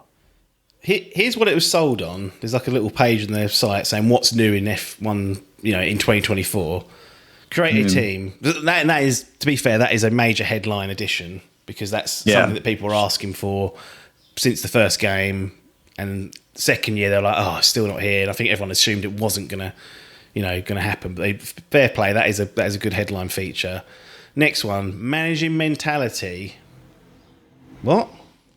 Who gives a fuck? Basically, what that boils down to is if you're having bad results, the staff get demoralised and their stats get debuffed, and you can increase their, or you can buff their stats by, making sure their factory, operational headquarters are upgraded and refurbished, all shit like that. That's got like knock-on effects. That's all that is. Navigating the challenges of F1. What have we been doing for the last 2 years? Hello? F1 races brought to life, which is essentially a new camera mode, Helicam. So, I mean, that's what they were dealing with. I mean, there is one big, the creative team is huge and gives people the ultimate fantasy of creating their own team, blah, blah, blah, blah, blah. Those other ones, though, I mean, that's just, they were close for a that's like me writing my end-of-year review, that is. What you done this year? All new, like brought to life. Yeah, I know what you mean. I mean, that's not a huge list, right? That's no. Basically, we introduced the modes, and I hate shit like morale and mentality and stuff. It's a pain in the arse. So that didn't work even for a while as well. That was one of the things that early on people were like, doesn't matter what I do, they keep dumping in mentality. Like, we've won every race, all the settings are, all the headquarter operational, buildings are up 5. They're all written, so they're like, whoops. Yeah. So when you introduce new things like that, I just don't think it's like it wasn't needed. And in fact, the DB editor, like the fan made DB editor, lets you turn that off. Like, that's how annoyed the community was that someone went and made that as a toggle on the sort of one of the mod tools, which I found quite funny. So we don't want this new garbage getting in the way of it. It doesn't work properly, and we don't. Even if it did, it doesn't. It's not fun, is it? Not fun. They got a personal issue. What the fuck can I do about that? Go and leave. We'll get someone else in. What are we worrying about that for? Sounds like saying they've listed from Football Manager, because you have to deal with morale. But I would be annoyed if I had to deal with, I have to deal with morale with the players. That's fine, I get that. Yeah. If I had to deal with morale with the staff, I'd be like, oh, fuck off. Like, what am I supposed to do? Like, as you say, like, provide free lunch? Like, what? It's a spiral, though, because if your car's not fast enough, there's nothing you can do. You won't. It just goes down. Yeah, you can put all the money into the operational HQ buildings as you want. It's not going to overcome crap performances, and because their morality's dumping, their performance is getting worse. So it's a bit of a death spiral you can get stuck in. Yeah, I get that. Yeah, but to be fair, I didn't know. A lot of my drivers by the end of the season were unhappy because the car was slow, but because I had Charles Leclerc, who's like maybe 4th best on the grid. He could. He was unhappy, but he would still get midway up the grid, which I was like, that's fine. Just need a few points. Not going to win anything here. But yeah, I mean, that's the thing, isn't it? We go back to the annual release. That they were like the headline features. The creative team, the big one, and the rest is just throwaway toot, really. Let's be honest. Yeah, it's the way it goes. Yeah. So what else? Is there anything else you want to praise it for or kick it for? I will kick it for them. I'll praise it for I don't think they introduced this, but they did like race replay scenarios. So throughout the 24th season, you can select these scenarios, and it's partway through a race, and it's like you're taking over Williams. You need to get them to 5th, and then you take over that race, that moment, and try and achieve that goal. Not not flawlessly implemented, because some of them are impossible without some sort of accident or RNG happening in front of you. So Yeah. I don't think if someone tested these for like the average Joe, like you can play it 10 times and you cannot do anything about it. It doesn't matter what you do, you won't do it unless someone retires, and that's not coded into the game. So it's a bit of a blow. Fortunately, a lot of them are easy, but there's a handful that are like ridiculous. But really, one of the main drawbacks was just not seeing them evolve things like the race weekend from 2022. Like, I complained about the practice sessions being so boring and dull, and it's exactly the same. They've done nothing to address that. It's like, what? Why are we bothering if you can't even be asked to make it somewhat interesting? It's just the same as it was in 2022, and I was like, that's a problem then, it's a problem now, and it'll be a problem forever now, because it's not ever going to get rectified. So they missed the boat on that one. There should be a lot more options at play, simulations to run, having to make choices. Like, if you want to if the qualifying's wet on the forecast but the race is dry, there should be 2 different setups that you can put on your car to choose what you want to prioritise. Okay, let's prioritise qualifying, meaning we're going to get probably far up the grid, but come race day we're going to be lacking a bit of pace, but we're willing to sort of trade that off. It's none of that. Just a setup that's completely the same, whether it's wet, windy, dry, sunny, cloudy. Yeah. Like, that's not factored in. That's just not how a real life team has to operate. They have to factor in the weather and set their car up accordingly. Yeah. But yeah, that's the main drawback for me. It was just not even being looked at in 2 years. I was like, that's just slop. Maybe they were just like, some people like it, some people hate it, but no one likes it. I confidently say that no one likes that practice, the way it's set up. They do it because you get more buffs for the weekend rather than simulating it, but it ain't worth the time. Nonsense. The thing is, right, they should allow it so that if you, like, there should be, this is a tricky one. I don't feel like they should incentivize doing that. So one of the good things that I like about Football Manager is that you can, if you want to bet your training, if you want to be super involved in that, you can. If you don't, you just get your assistant to do it, because they kind of know people want to play the matches, they want to do the scouting, they want to buy the players, like they're focused on the stuff that people want to do, and they don't make it burdensome. Like, can you imagine if you had to take training every 3 times a week before a game, and then set up how you're going to set up your team and train a formation, and you'd be like, fuck it, I just want to play the game. I just want to. And I want to, we assume that this is going on in the background, sort of thing. Like, we don't need. But if there's people that wanted to do that, you can go in and set your training schedule, right? Week by week, day by day, morning, afternoon, evening. You've got complete control, but they don't say, oh, if you do training, you get a buff on stats +1 on every stat or something. Like, they don't do that. So it's there if you want to do it, but they don't make you do it. And I kind of feel like that's what they should probably be doing with F1 Manager, which is, if you want to do it for realism, for simulation, to feel like you're having an impact, you can. But it ain't even realistic. Team Principal ain't doing that. This is the other thing. It's way too hands-on. Like you can go to a race and just go, right, off you go, I'll set the strategy and leave it. But that's not how it operates. There's dynamic thing.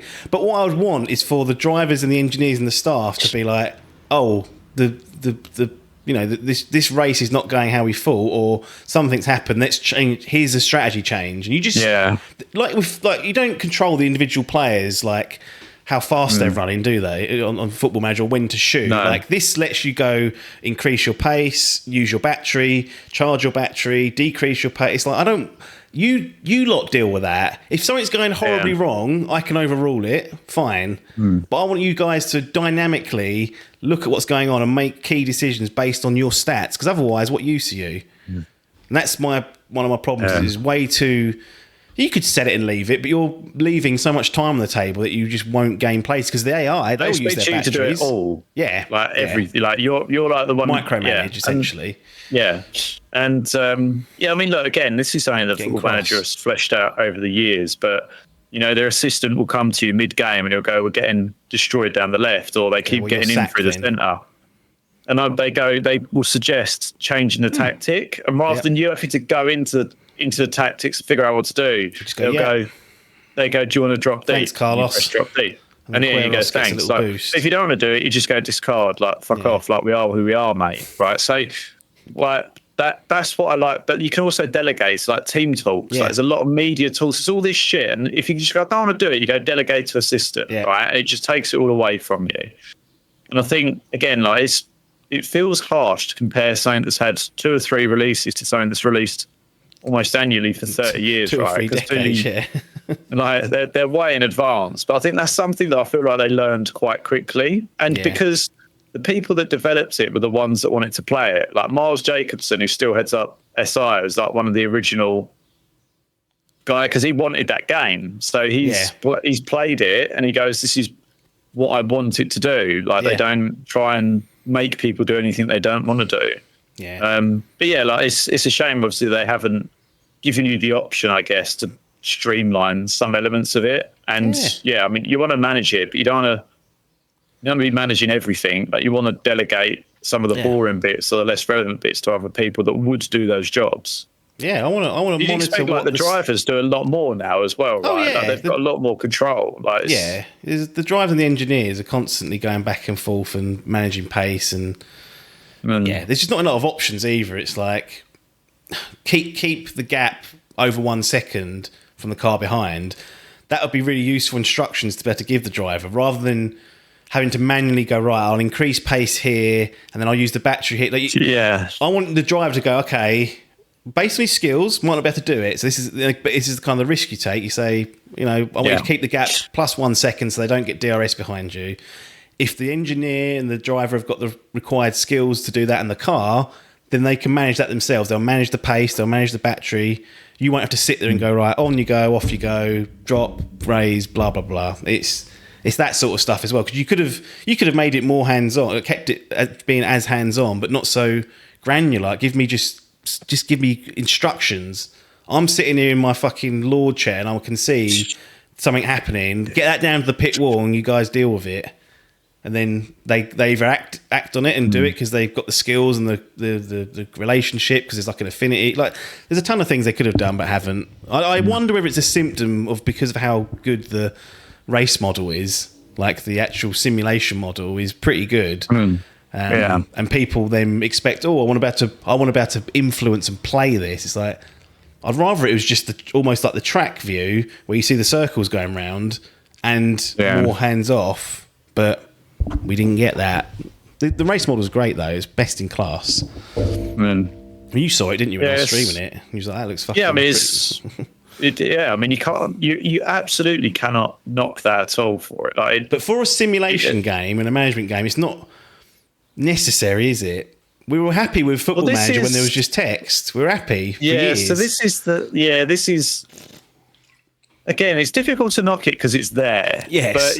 But the worry is that they're focused too much on that. Because, like, I wonder how many people sit there. Like, Football Manager had this great visual, like, it looked as good essentially, and they replicated what they do on that F1 game with what they do on Football Manager. Like, I mean, I tend to only watch key highlights anyway.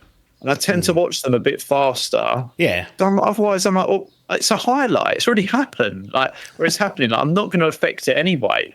And I think they know that would probably be a waste of resource. And as you say, that it started out as just text, and then it become 2D. You can still do the 2D, and then it becomes 3D over a very long time. I used the 2D even when the 3D was there because the 3D didn't look that good. No, I was like, 2D I can just deal with it. It's like, yes, fine. I get what's going on here. Yeah, and to be honest, it doesn't add a whole lot. Like, if you want that, you go and play FIFA, don't you? And you chuck CPU v CPU and you watch that and go, there you go. Yeah, but once you've played half a season or a season, you've probably seen most of the goals anyway.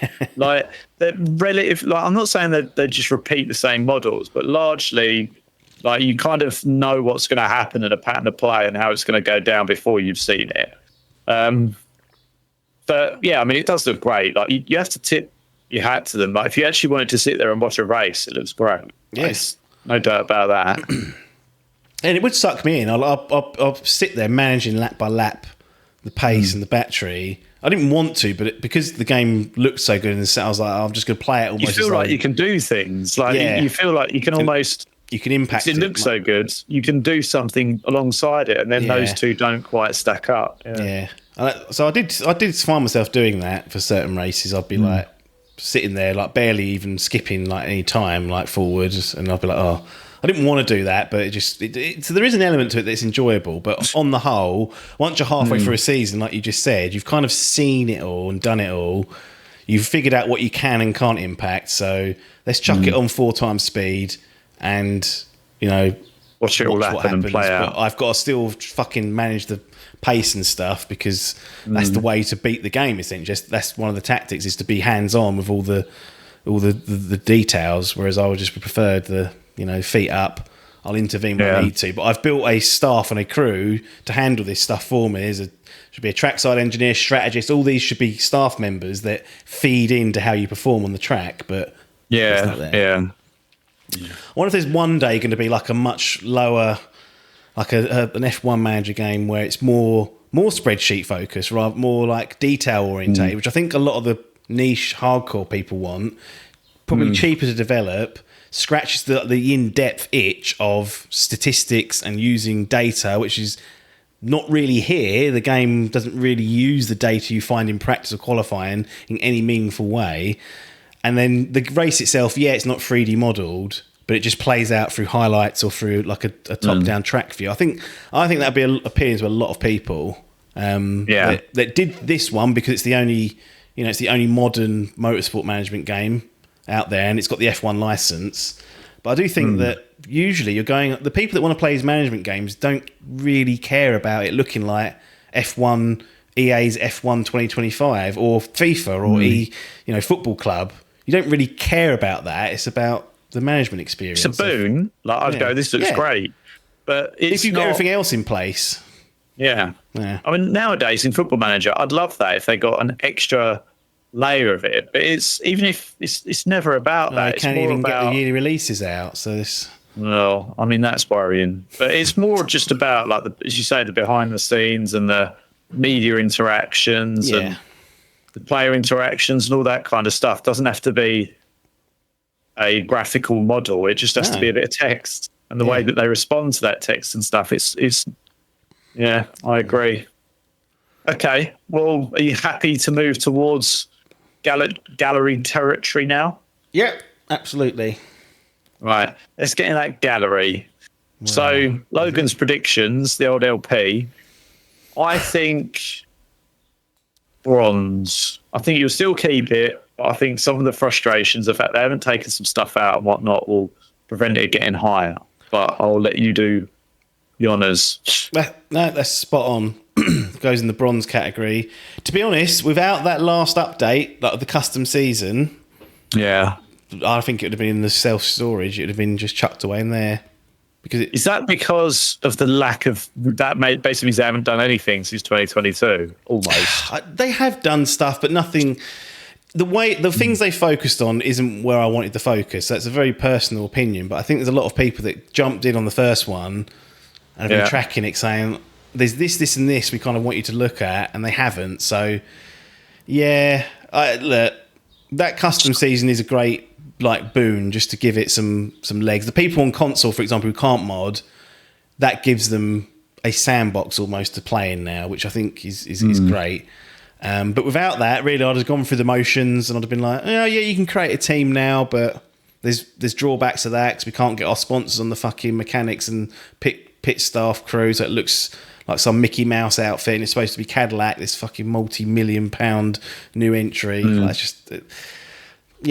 but they saved it with that customizer season. It was a complete welcome surprise, given that it just happened randomly in February, and kind of, I think, unlocked. A lot of people would assume you can't meddle with the lineups and things like that because of the license. Yeah, the F1 don't want you to fuck about with things. The game itself giving you the tools to do that.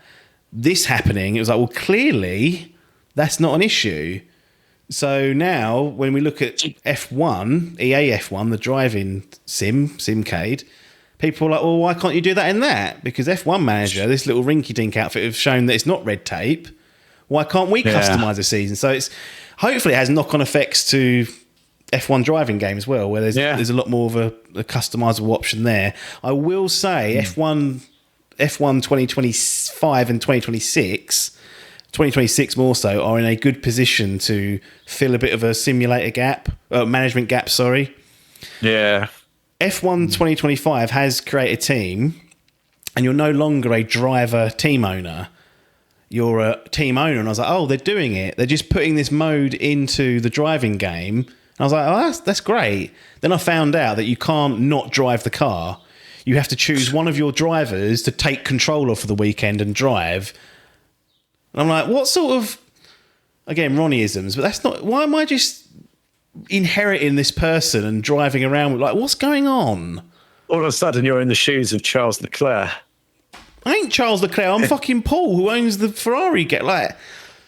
And I remember on an AMA, they answered the question and said, oh, we want to focus on the driving. And I'm like, yes, but you could skim a few 100,000. Yeah, because they've got all the car development elements, all the team building stuff is kind of already there from previous iterations. It's just like, let us just sit on the pit wall, and you won't get a better fucking race model than the F1 game, because that looks fucking legit. I'm hoping in 2026 someone sits there and goes, this can't be too hard. Can it just give people the option? Again, it's just an option. Don't throw the baby out of the bathwater. Just say, if you want to drive as you can, or if you want to let the AI do it and give instructions, we can do that as well. But I wonder if they're too proud. Like, oh no, we are a racing game, so you have to race. And I'm like, yeah, but you're missing a trick. I mean, we've proved that the audience of F1 Manager is not great because it's not going out anymore. But you'd skim a lot of people, I think, because they'd be like, okay, let's give this a go. Well, it'd be a boon as well for the game. It'd be like, not only can you play, you can manage. Like, no, but they've made it make less sense. I think that'd be the all-in. Because you could, in theory, you could be a driver owner. That could happen. Very unlikely, but you're at least controlling that one person's career and team, aspirations. This is like, you're team owner. You make your own avatar as well as the team owner. And then on the race weekend, it's like, right, choose who you're going to drive as. It's like, well, I'm not them, though. Yeah. I'm the fucking boss. I don't want to get in the car. And they go, well, you're not getting in the car. You're just taking over the brain of Leclerc. What?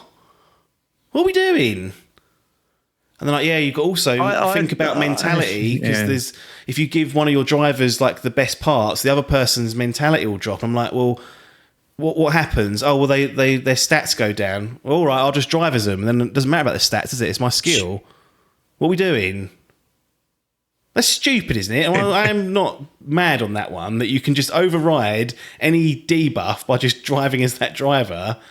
And I mean, that bit is ridiculous, I mean, I don't think that many people would be that fussed about stepping out of one person's theoretical shoes and into another, right? I think that's less of... I think it's just more if you should just be able to sim or play. Like, I think that's a really obvious thing, like choose.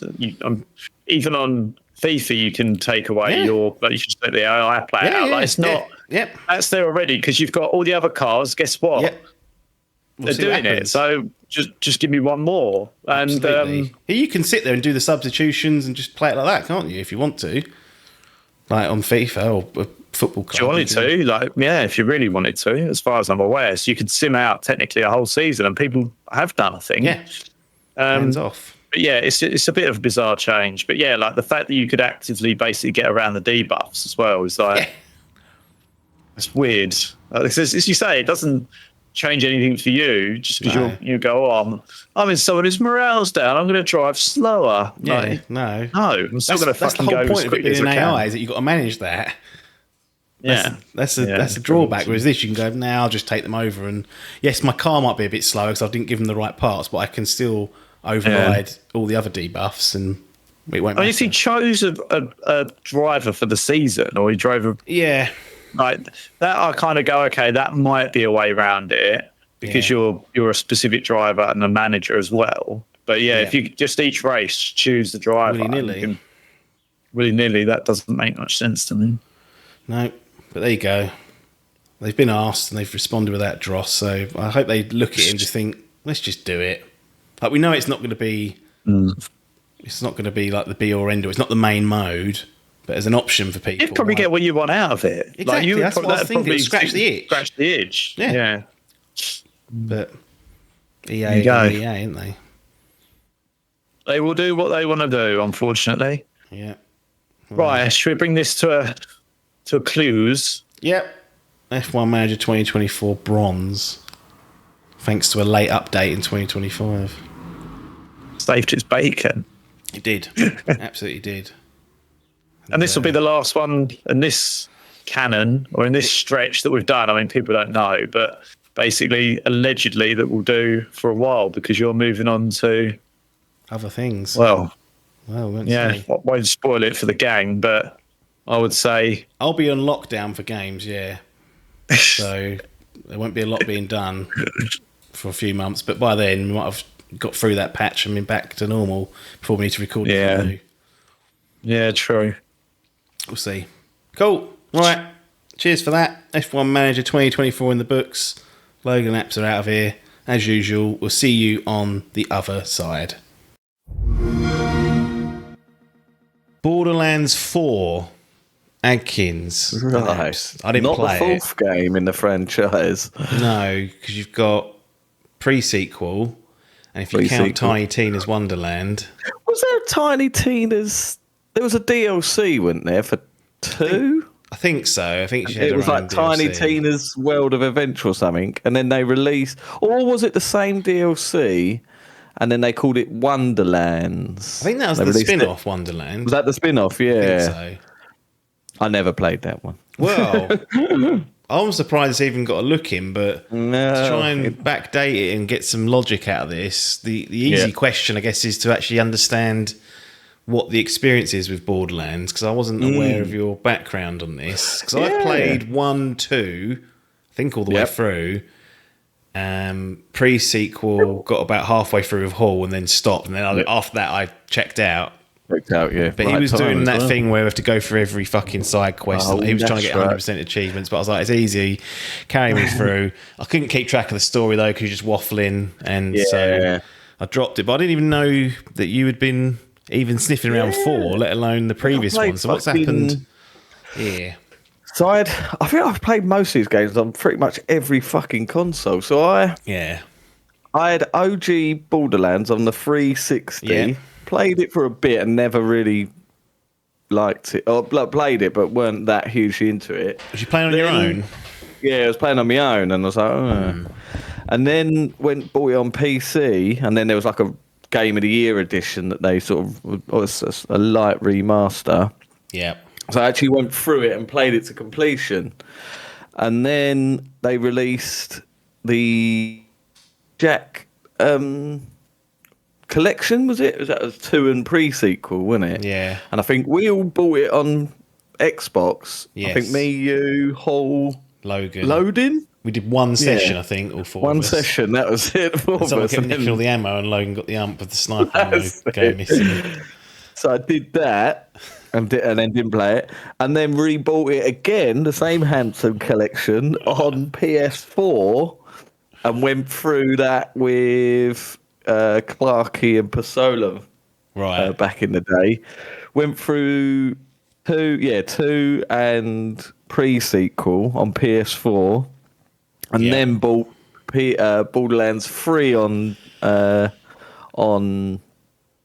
the day it come out, release, and then went through that all of those 3 games as a co-op. As a co-op. As a co-op. So yeah, went for them. And then I never really touched any of the DLC with 3 because 3 was the worst one by far. The story was just annoying. The characters were annoying. It's and then there was all that Wonderland stuff, and I sort of thought it fell off there. Right. And to be honest, 4, like with the build up to it, I really weren't that interested in it at all. And I was like, it's been one of those ones I'll pick up when it's like 15 quid or something. Yeah. And then the reviews coming out, I was like, cool. oh, it's got like a 85 or 86 or something. I was like, I did not expect that. I was expecting at least low 70s or something. Yeah. Just run of the mill took. So they had the film. I watched that again recently. Still a fucking bag of Oh shit. my god! I forgot they did. Have you seen it? No, I Oh, haven't. it's so poor, so dreadful. Weirdest cast you'll ever see. Yes. Fucking Jamie Lee Curtis. Fucking, who's that? Gwyneth Paltrow, is it? Christ, how they wrote them into this? No, not Gwyneth Paltrow, the other one. It's fucking mental. Anyway, yeah, so then this come out and I was like, cool. And then sort of where I was watching fucking trailers for it and stole reviews for it, then the algorithm starts churning it out to me. And I was like, do you know what? I haven't played a fucking first-person shooter for ages. No. And I don't know why. There was not a gap in my market at all. No. There's not a gap anywhere. I'm inundated with fucking games. But this little voice in my head went, go on, buy it. Go on, do it. And so I did. I managed to pick it up on Steam or on PC. I bought it for it was about 37 quid. So I was like, oh, that's not too bad for a brand new AAA game, and then went fuck it. So played it, and yeah, I was on my own. I'd say this probably is one of the easiest out of the lot of them. This is the easiest to play on your own because I found, like you said, the story wise, when you're playing in that co-op, especially with 1 and 2, when they send so much fucking information, story, the fucking what's the word? I forget what it is, but yeah, the amount of fucking information they send you over a fucking radio chat when you got Loaded and Hall waffling in your ears, arguing about something.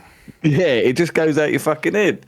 So this one, I was like, this is going to be, well, it's the second one I've played on my own to completion and soloed it. But yeah, I felt like this one, I think just because I was like playing it in a clear down manner, I was managing to stay level wise, going up and up and up, and I didn't find myself struggling. Whereas if you go through these games and mainline them, you really do get snarled up. Trouble, can't you? Yeah. So it really weren't on my radar, but no, we landed it, and I've played through it. I put 52 hours into it. Fucking hell. And played it through to completion. Well, there we go. That's the history of Borderlands. The history of Borderlands. This is the 4th one. Now, what are we doing about stories and narratives? Is there much carryover? Or can someone who saw the response to 3 perhaps didn't like the enemies, and it's like a streaming culture, wasn't it, or some? Yeah, it was 2 twins. That was like a stream. That's it. They tried. Like, it's always had its comedy. Like 2 is by far the best. You had like, and they had great characters like Handsome Jack and stuff. Yeah, they've always tried. A fucking word of because I was getting spoken at for achievements. Exactly. Yeah, and they've always had like that's where the epitome of Borderlands was, and it's. I mean, the thing with Borderlands, if you don't like one of them, you're not going to like any of them because they're essentially all the same game with just different story and different characters and guns and little bit quips and that. But yeah, anyway, they've always had a hint of comedy and they've always been pretty funny. But 3, it was just so try hard and the characters were so annoying. It just nothing landed. It was just annoying, and it was like, right, that claptrap, he's doing my fucking head in, even though he's annoying cunt in all of them. But even the characters weren't funny. It was just overexposure. Oh, it was just annoying.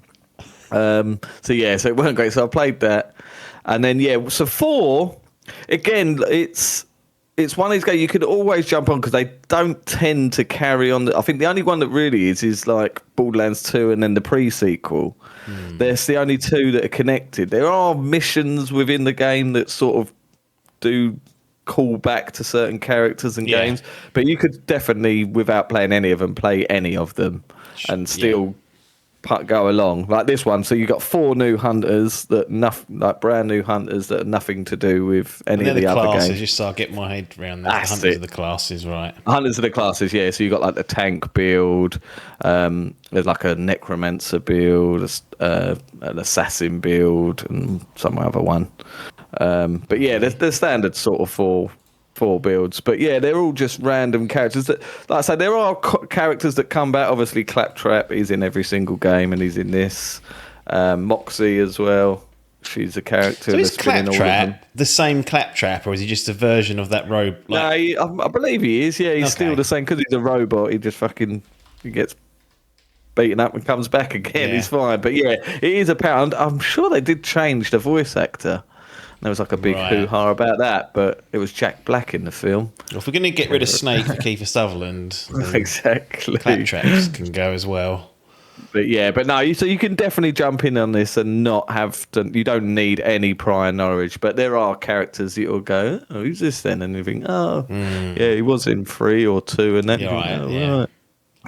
But yeah, you definitely don't need to have played it. But having said that, if you played 1, 2, or 3 and you didn't really like the gameplay loop, this game ain't changing much. Right. So. So that's still going to be there for people. Yeah. What did you think then? Because on the story front, because you mentioned that 3 had annoying, Annoying frustrating characters and a shit story. One This the is one of- street is 4 much improved, a little bit more mature, Much improved, a good mature, enemy to they've- go against, antagonist. So Yeah, they've great. turned that around. Very cool. Yeah, they've done it. It's fully open world, this one. Because Yeah. I don't know if you remember with 2 and that, you had to you get to arenas and then you go into that sort of world and that became like a level.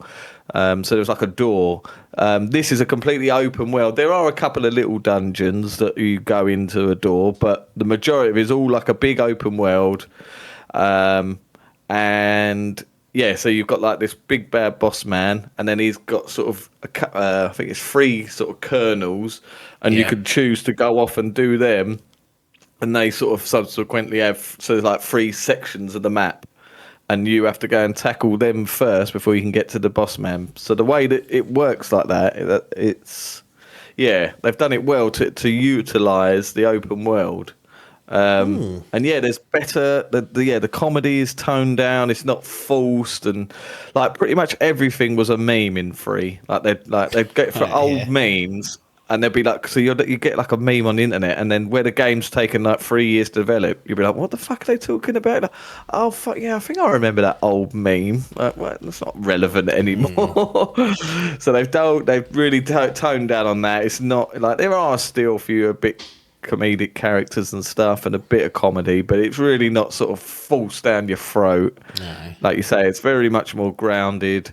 And yeah, the story's pretty decent. It's not ain't beat well beat. You ain't getting no narrative driven Ain't story going to get here. HBO TV series spun up after it. No, We've already had a go at the exactly. film, as we've That's got a spoken real about off right. air. Yeah, absolute to there. But yes, no, it's for a Borderlands, and especially with the drivel we've been wheeled out beforehand, this is by far. I'd probably say this is second to Borderlands 2. That's The good. first one was perfectly fine, but yeah, I'd say this story's more engaging and certainly some of the missions and stuff they felt more weighted.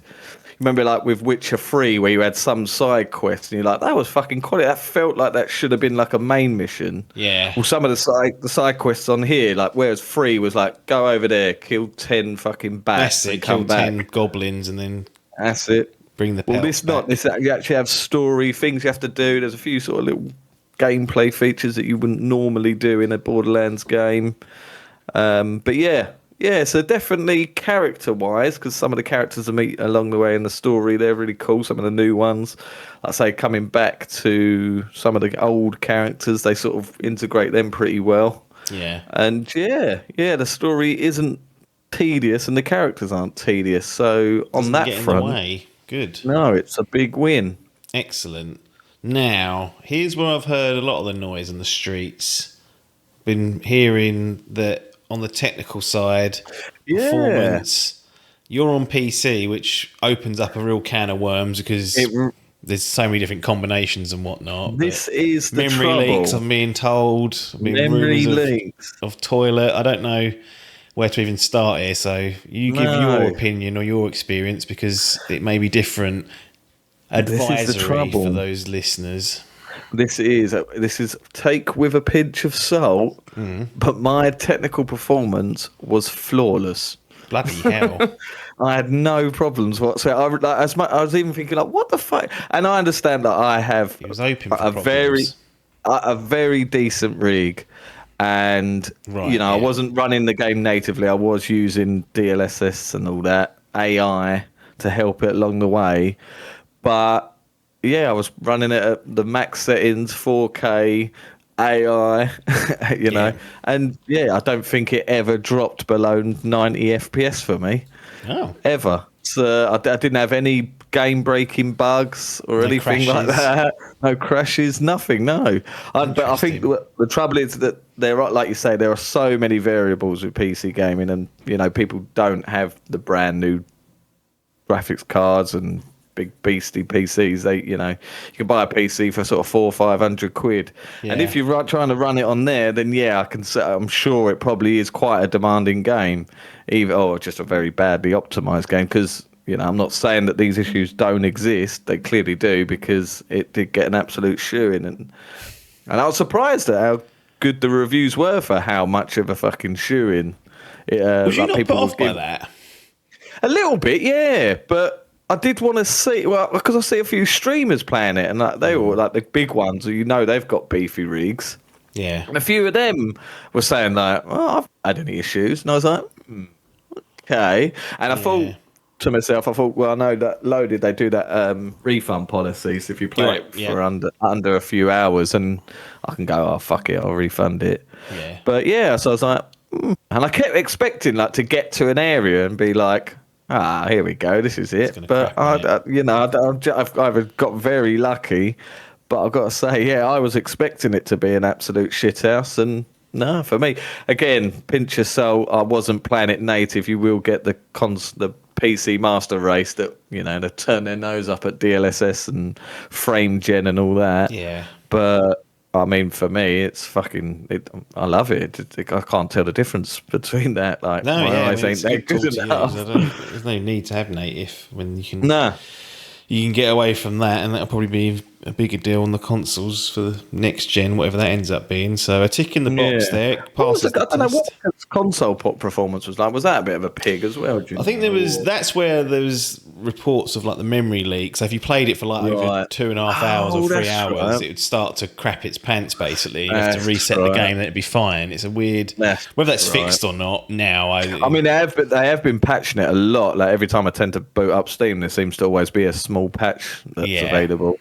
So they do seem to have been. I think what also didn't help for them is that fucking Randy Pitchford seems to be an absolute brat. Should be taken off of Twitter, because he starts having a go at people saying. I'll tell you one technical thing I did have a problem. I don't know if you've played games on PC recently. There's this new trend of compiling shaders. Oh yeah, shader and compilation. I mean, he said it in one of his tweets that players should expect to wait at least 15 minutes for one of them to complete. And I was thinking, well, every time you boot the game up. Yeah, exactly. And I was like, no chance. Towards the back end, I did have it was perfectly fine, but towards the sort of back end of playing, after a few patches, that did seem to start to increase. There was one, I reckon it probably took about 4 minutes or something. And I was like, fucking hell, this is a lot.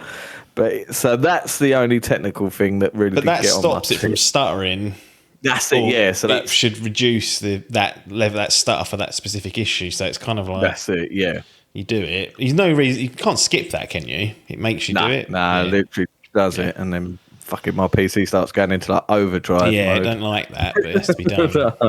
It's weird. So it's Unreal Engine. That's quite common for PC. I think this might be on Unreal Engine. Yeah, it will be. It'll be Epic, won't it? Because they cool they run the show.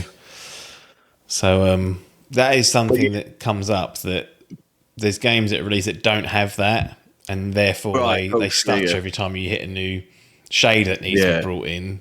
And it's like, why doesn't every game just do that?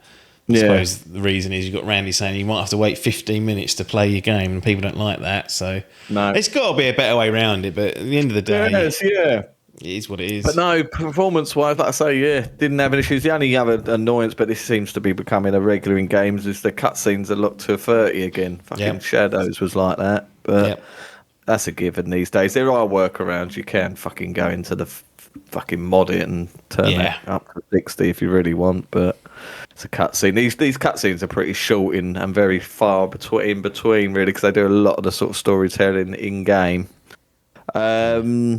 But yeah, it's just one of those. It's a very big open world. Not a very big open world. It's quite a condensed open world, but very. What's the word? It's full of shit to do. Yeah. There's like lots of Dense. dense. That's the word. Well done. Dense. Just yes, like me. Dense. yeah, dense. Yeah, full of shit to do. Little challenges. You got bounties.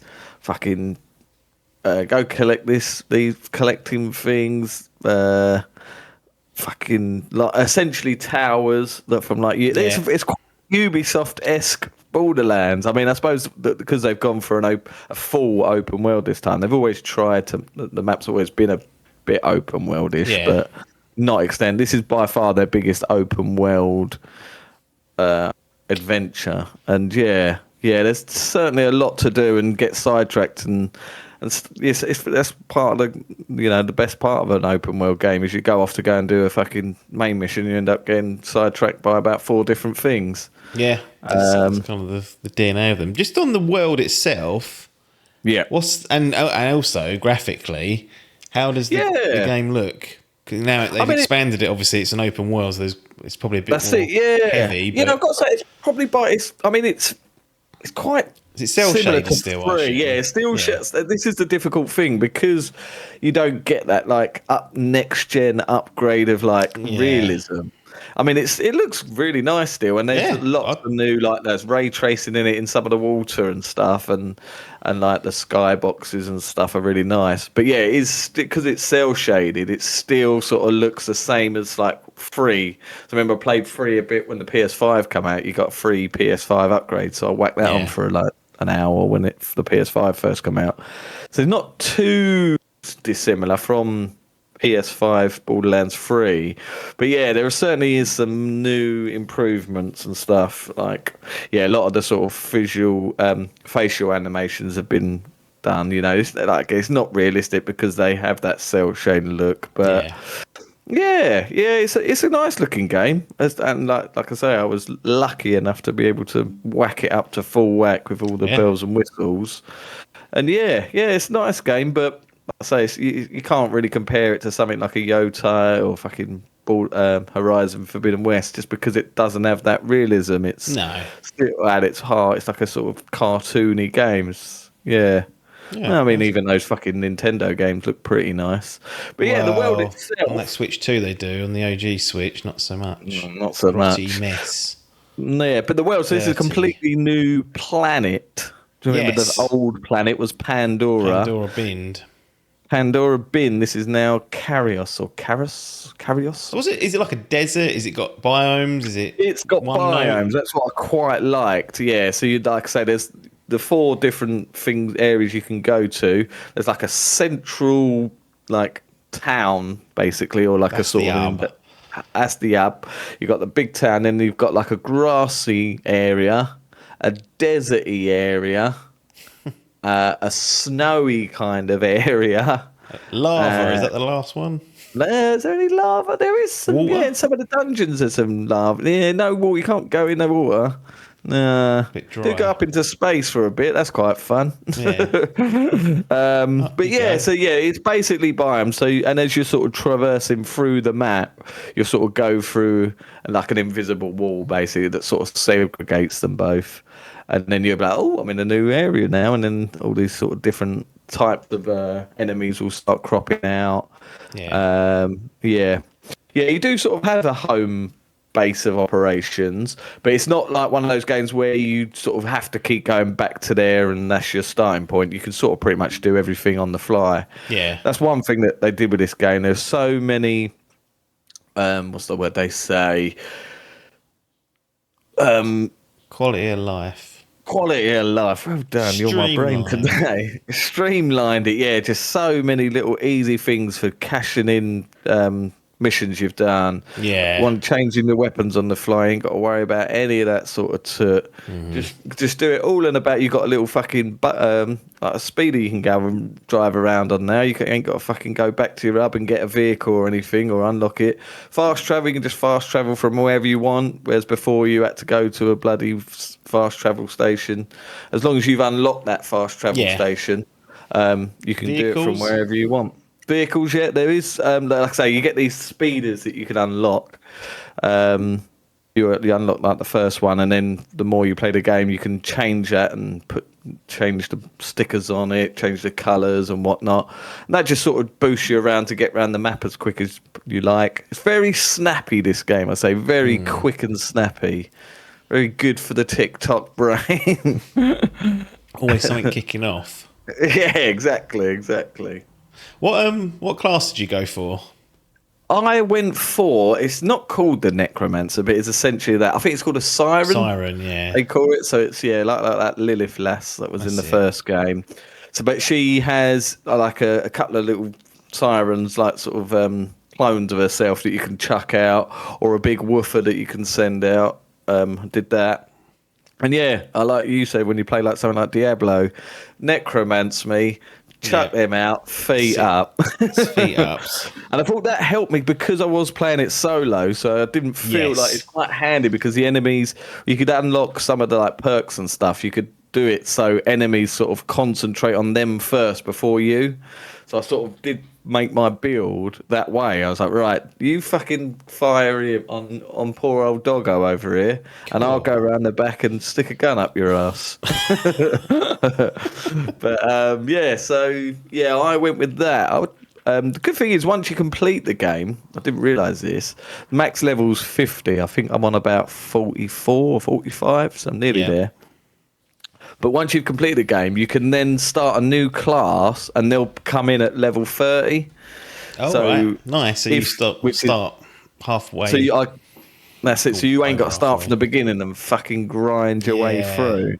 Because that grind to 50, unless you're one of these Uber things that knows every spot to farm and all that, that can be like, well, I'm up to 45 and that's taken me 52 hours. So if you're doing that for every character, you're like, So I'm going to go back and have a little look at some of the characters because, they are interesting. Like I say, they're certainly a lot better than the ones from last time round. But so I went Necromancer build, chuck them up, feet up, slim pickings for all the rest. Yeah, take that, you bastard. So it's obviously levels as other Borderlands game. Is it signposted on missions what level you need to be? Does it communicate to you? Can you go to areas or do missions where you're under leveled? Like, how does it guide you? That's quite good. It's like, because it's so open, you can, and you can choose these. I'll call them kernels for the sake of spoilers, but the kernels, there's 3 of them. You can choose to go to any order, but there do seem to be sort of one, like there is like a designated route you should take to which it sort of advises you to go. Okay. So you stay level. But it doesn't tell you recommended levels, which is annoying because I was wondering the whole game, like what sort of level should I be at by the time I get to the end boss, and I sort of had a bit of a Google, and everyone's answer was different. So I don't think there is. But what is on the mission, it does tell you if the mission's going to be normal, hard, or very hard, or easy, or very easy.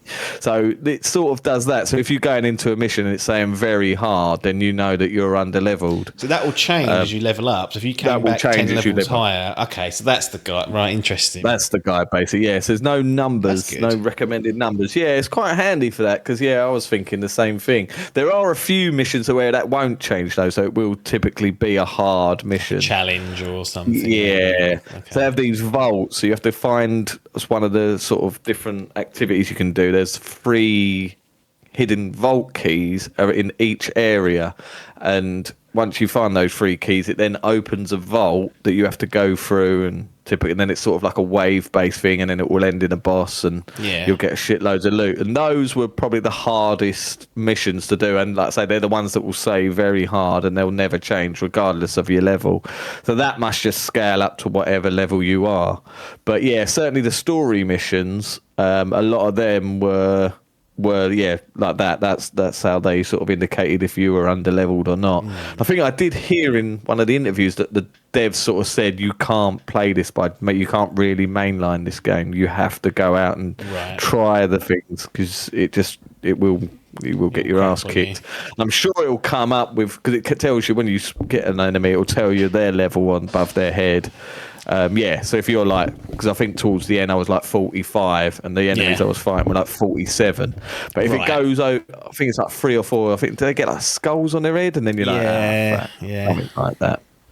Interesting. But so you touched upon like the side to it and whatnot. Any other interesting little bits and pieces to go after there, or is it the usual suspects that we're it's the usual sort of suspects, but there's a lot of sort of fetched quests in here, but it's more just the sort of stories of what you're doing. So the characters, like they some of the side missions aren't just one mission. It's sort of, there's ones that go on for a bit longer. You have to do different things. There's different conversations. In terms of gameplay, there's not a lot of different. I'm trying to think if there was any standout things. I don't think so. No, not too. I mean, it's the thing with this. It's a looter shooter, so a lot of the missions you're going to an arena, killing a load of shit. And they're going to be spitting out guns galore. You will never use this one gun throughout this whole game. I was going to ask you about the guns actually, because that's like that's what Borderlands is famous for. Are they on form here? Incredible, they're brilliant. It's a shame, I think, because the best guns in the game are the legendaries, and you don't start popping them until sort of right at the back end of the game, which is annoying. I mean, I know you can get those. They do that shift thing, and do you remember them? You get the golden keys, and you can unlock them there. But the trouble is, in those early hours, you're leveling up so quick that those guns will be like under level within minutes, and then you're like back to the fucking greens and blues of the world, and you're like, but it's always the fucking legendaries that have all the different sort of skills on them and perks and all that, and like the people that really are into Borderlands, and they'll know the exact builds, and they'll look into, like with me, if it's got a high DPS, I'm like, right, I need to use this gun, because that's it, exactly. But some people will be like, no, this perk will be better for your play style and stuff. And I wish I was that way inclined, but my brain just goes, no, if this is doing more damage, I need this one. That's the way to do it. Is there? But yes, what's the loot churn like? Is it like constantly you're going in to swap weapons, or do you have armor you have to swap or anything like that? Is it just guns? You've got guns, 3 guns actually. Yeah, you can have 3 guns at a time. Grenade. Then you've got a shield that normally comes with perks. So because you've got your health bar and your shield bar, and then there's like I think they call it like a trinket or something like that, or an artifact, something like that. But again, it's just more sort of perks and stuff. But I mean, this is like I was saying earlier, if you're not into the loop of this game, if you tried to and you didn't enjoy it, I mean, this game is more Borderlands at its crux. It's good Borderlands, but it is more Borderlands. And when you just see, there's something about killing like a boss and then just seeing all the different coloured guns spurting out of it, and you going through and fucking leave that one, chuck that one. It pleases that TikTok brain. It really does. Out. It really is perfect for the TikTok brain, this game. But it's just quite fun, and it's very easy playing this game. That's one thing I would say about it. There's no thinking needed. It's not a thinking game. No. You literally can just sort of zone out. I'm paying attention to the story and stuff, but for long parts going, I'm walking across the map, I'm taking out enemies. It's very nice and easy to play. It's very snappy, very responsive. The gun, like this, they've been doing it for so many years now, that the gun, it's like what Destiny was at. The gunplay in that was so perfect when you had like a feedback from every kill, and it's very much the same here. They've sort of perfected the formula now. It's now keeping people interested, and certainly it's been very positive on the game, and I've got to say I am. But my concern is the people that getting people in that aren't that interested in the franchise. Yeah. It's not really changing much in the ways No. of thing, but It's a tricky one 'cause you don't want to upset the loyalists. no, exactly that. Yeah, yeah. So it can be tricky. 2 random questions. Did you prefer playing this solo compared to your previous co-op adventures? Yeah, That's the question. Point that's blank. the question.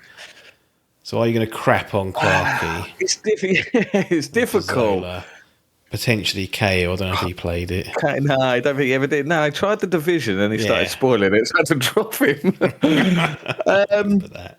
I mean, in terms of like paying attention to the story, 100%, yeah, it's nice. And now I'm older, it's so hard to book sessions in now. So I think Hall even mentioned about getting this and playing co-op, and at the time I was like, that'd be quite nice. I thought I'll play it for like a day, and then he'll play it while he's at work and be like 50 levels ahead, and I'll be like, no point anymore. So yeah, I mean, and I did enjoy my time this time. Like, I think I remember before, I must have been trying to mainline it and getting snarled up. I'm thinking, oh no, it's easier when you've got other people because, that the enemies are not just all focused on me. I do wonder if I'd be interested to play with a different character that hasn't got those necromancer things, and I think they see scale if it and like if there's more people, I'm almost certain they try and balance it. Based on It's certainly, like I say, I think this is certainly the easiest game I played. I played it on just like the normal difficulty or whatnot. You can whack it up for the sickos out there. But yeah, in terms of story wise, I preferred playing this one on my own. Just because you pay attention, you can do what you want when you want. I do miss that sort of camaraderie from social gaming. Like we haven't played like since the fucking raid days, since the meltdown days that ruined it all. Of raids. So, there was a little bit with fucking Helldivers that started to kick up again, but no, I do miss that thing, and I think this probably would be a good game to get together and get everyone back in and stuff. But yeah, the trouble is like what you said, the story goes over your head, and it does just become a sort of monotonous. What's it called? Was the Division a bit like that? I only played that. Well, I played a bit with Cahill, but I know you and Loading played. Yeah, it's not so bad when you got someone like Logan who can be controlled. Like he knows not to waffle. Like, do this, do that. So, but when you've got more, like obviously a hall or when there's 3 or 4 people, it's harder to do it. Because most people don't give a shit about what's being said. No, so. I think I remember Cahill once trying to just press start through cutscenes. Yeah, I don't care. I was like, no, we can't do that. You're fucking with the OCD. You can't do that, mate. He's like, yeah, we're just playing the game. You don't need to know about it. I sort of do, though, mate. Come on. There's been a pandemic or something here. Need to find out what happened. It's a £5 note that started this. Yeah, exactly. So to the answer to your question, for this game, I certainly did prefer playing it on my own, but yeah, I do miss co-op play. Just don't have any friends. I don't have time. That's the other thing. People will book in time, and then you're like, nah, I can't do that day. And then it's a fucking becomes a fucking ball ache, especially when there's like where you can't just go on. Like the great thing about Helldivers is it didn't really matter if you didn't go on. Because there's no story or progress to miss. Like, that's it. That's very true. With this, it is a story-driven game, but I mean, I'm not sure. I'm assuming it does scale if like Hall was to be like level 50 and we're like popular 30. I'm sure it'll be fine. One of them definitely made a big deal about how the scaling was done correctly. So maybe you can drop into Hall's game if he ever gets it. Yeah, you can be the king of it. Dave don't. They're too busy playing indie Cindy games. I don't know what they're playing these days. Jumpstart. That No Man's Sky and Destiny. Potentially. I don't know if there is DLC on the menu for this at all. Whether they're playing. There's a new class. They've already announced there's a new class coming. Paid, or is it just going to be bungled in? Yeah, I think it is going to be paid. I believe. Yeah, they do because they did DLC, didn't they, for 2? So I bought 1 and 2 on PC, and that was the Game of the Year editions that had all the DLC. And I did run through the DLCs. Yeah, pretty much more the same. I think they did do some for pre-sequel as well, but I never played after I was done with 3. I dropped that like a bad habit and never went back. So they did do some DLC for free. And will you partake in Borderlands 4's But yeah, so 4, offerings? yeah, I probably will be interested. I think because I want to get to max level. Yeah. There's still to do like this. They'll like raise 9, that fucking cap though with it probably. yeah, It's they probably now will. 70. I'm like, fuck's sake. 98 side quests there are, and I've done about 60. So I'm like, oh, it's an absolute slugger. But yeah, some of them are really interesting, some quite fun ones. And yeah, so I think that probably will go back to it and just chip, because like I say, it's so easy just to pick up and mindlessly click heads. A lot of this, that's what I think. I was like, I played most of this. I don't know, see if I can get on my Steam on this computer. It was very short time. I think it's only 2 weeks max. I think I played this for. So, Steam yeah. Deck? Any No, I didn't. No, apparently it's not very good because of the performance issues. I don't think it runs very well. So I didn't. This is all solely based on my bad boy. Mouse and keyboard or controller? I'm a controller boy, unfortunately. Probably, I mean, it's a first-person shooter, so that is blasphemy, really. I should be playing that, Won't but be happy with that. because I'm on me thing, I can't really. If I was at a desk, I maybe be more inclined.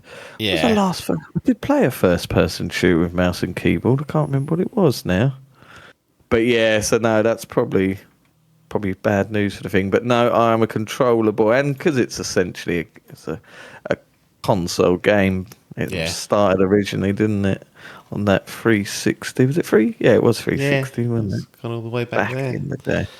But I have no other questions. Right. Unless you have any other business. If not, the gallery awaits potentially. I mean, what else was there? There was so they introduced a grapple hook in this game. So the traversal in this game's pretty fun. So yeah, you've got double jump from off the bat. You've got like a glide mode. So, like I said, it's very snappy, very in your face. TikTok, whap whap whap whap whap. Yeah. And you've got this grapple hook. You can get around the world. You can't really use it in combat or anything, but it sort of adds a bit of verticality to the gameplay, so you can sort of zip around the arenas quite easy and get out of a spot of bother quite easy. Yeah. Like I said, and that just adds to making it more accessible and, like I say, well, I suppose a bit easier, but yeah. But I mean, like I say, it's more Borderlands. It's good Borderlands because it's not irritating and boring stories and that. The builds are great. You can make as it's like play it like an RPG. You can really sort of fine tune your character. You can re-spec at any time for cost of like just a few money. That's very easy to get hold of. The guns are fantastic. Them just ridiculous, like randomize the shit you get with the guns, the perks and stuff. And yeah, the characters are great. The story's quite engaging. Yeah, I think. Yeah, I'm pretty. I don't think there's anything else. I'm happy with my time now. I wasn't expecting it. I really did think, just because of how shit the thing was, and this sort of was announced, and then sort of before you knew it, it's like, oh, it's coming out in a couple of weeks. Oh, fuck yeah.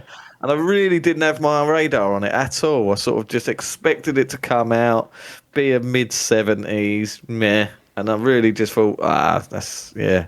And like I say, it weren't until I saw the reviews, and that sort of piqued me interest, and then that little devil on my shoulder went, go on, buy another game. Get another one. Why not? You've already got 7 on the go at once. Why not add another one? But yeah, I'm very unlike me. Normally I pick up a game like this, play it for a couple of weeks, and then bin it and drop it like a bad habit and come back to it in about 2 years later. Yes. But this one managed to stand the test of time. Think I probably finished the story around 40 hours, maybe. I think. Right. And then stuck at. Was you doing the bare minimum to get through the story, or was I was clearing down. I started clearing down. Yeah, I was like, so there's like, was it 1, 2, 3? There's 4 areas, and I've done about 3 of them. And then by the end, I was like, right, now I'm starting to lose my patience now, so I'm gonna wrap this up. So there's still bits I can go back and do, but I was playing it like a sort of Ubisoft game, basically. Just clear down before I go to anything on my way. If there's anything on my way towards that mission, do that first. And then, but the trouble with this game, you do one mission, that finishes it open, then the character opens up another mission. You're like, right, let's do that one then. Do that one, yeah. That's it, but it sort of helped because that was just increasing my level and making the missions normal, so it was nice and made everything a nice breeze. Lovely jubbly. Well, Borderlands 4, the formalities, the first thing to establish is, does it go into the Dimp Digital Gaming Gallery? Or is it going into self-storage? Yeah. No, it goes into the gallery. Lovely. Now, here's the important bit. Some will say, actually, I think this is the least important bit, because once it's in, but whatever. People love a score. We've got platinum, gold, silver, or bronze to be handed out for Borderlands 4. Yeah. What say you? Difficult one. This, I mean, for my enjoyment and stuff, I'd give it a gold for enjoyment. Like at the time I had with it and what I thought of the game, I'd give it a gold. Why do I feel like there's a butt coming? What am I The trouble is because they haven't done anything different to the formula, and I feel like this game isn't the new one to start. It's not the new game, the new jumping on point for someone like Biff. I assume Biff's never played a Borderlands game, or has he actually? So he might have had a go back in the day, but then back in the days. So, like with here, if he didn't like the first one, I couldn't recommend this game and go, no, you'll like this one. This is quality, because at the root of it, this is just more Borderlands. Yes, and it's a bit of a detriment because it's not adding any. It's grappling hooks, it's open world. Yeah, we've changed the game. They said, magic tricks and all. Randy pulled out. So with that, and because of Randy's attitude, I feel like, no, you should be a silver. So is that what it's going to get, a silver, or is it going to make its way into the Adkins gold platter? Yeah. What else is in my gold platter, do you know? Let's have a look. MGS Rising Revengeance, Ragnarok Valhalla, Tekken 8, It Takes Two, Tony Hawk's, a couple of Mario Brothers. Nah, fuck it. Yeah, I'm going to stick it in the gold, I think. Yeah. There you go. Yeah, and I'll tell you what, pinch of salt for the people listening. Again, I'm sure my review would be different if I had if it was like fucking Monster Hunter Wilds. Yes, exactly. Yeah, like that. That my experience with that was fucking annoying. Cause there was a patch the other day, and I was quite interested to boot that up and have a little go. But they ain't fixed it. No, I bet they ain't. But that I definitely got marred by that. Certainly, I didn't get lucky. And with this, that's what's pushed it over. I think if I had that, then it would definitely be a silver. Yeah. Definitely be a silver. Maybe even a bronze if it got under my goat and fucking I was getting crashes and stuff. But the fact I got lucky and didn't have any performance problems or game breaking bugs, no memory leaks. No. It literally didn't tank at all, really, and there's a lot of sort of particle effects going off, and a lot of enemies and held up.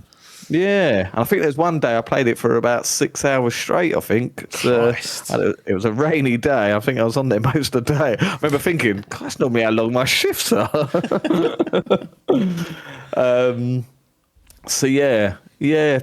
in terms of enjoyment, I really did like it, and I do think it is a good Borderlands game. So excellent. The Adkins will give it the gold. I'll allow it for Borderlands 4. Randy gets out of jail. He said he could have had a platinum without your tweets. That's what's being said. Could have been, yeah. If you're not told people to just turn your PlayStation off and turn it back on again to get rid of the memory leak, or where is it? He said he was saying about the DLSS thing, saying like you should be used to using that, like the snobs that he said a load of stuff because some of it was tangled up, I think, also in people slagging off Unreal Engine for other Oh, games, that's it. and he's like, no, it's Didn't he the say something? You developers. make a game then? Yeah, there was that. There was all within like 1 week of when Borderlands was coming out. I was like, what's he doing? He's like He's a fucking self-destructing.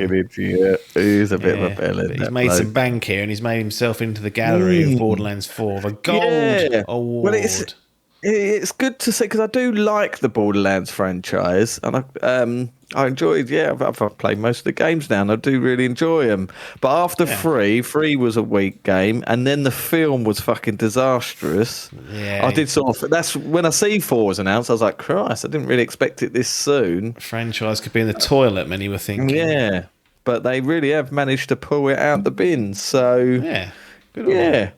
Good, yeah. Well, there you go. Borderlands 4. If you like Borderlands, it sounds like have a go, but be careful of the performance.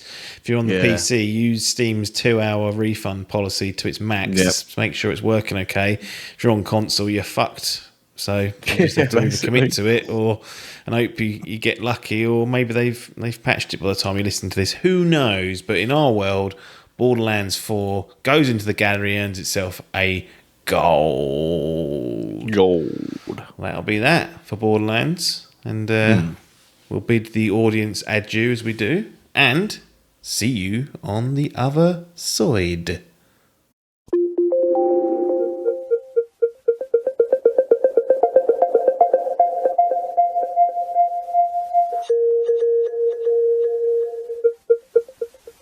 So there we have it, Idle Game Chat in the books for October. You may be listening to this in November, you may be listening to this in 2026 or beyond. But I hope you enjoyed the opinions that we were able to share with you. It's another great month. It's very busy at this particular time in the gaming industry. Lots and lots and lots of games coming out. We're doing our best to keep up, but primarily we're staying true to ourselves and playing the games that we want to play when we want to play them. And that's when you get the best opinions from us. Anyway, patreon.com/Dimp Digital. Final call for that if you want to support us. But if not, we're happy to have you along for the ride. And we'll see you next month for the next edition of Idle Game Chat, your monthly video game podcast. Thanks for your time, and ta-da.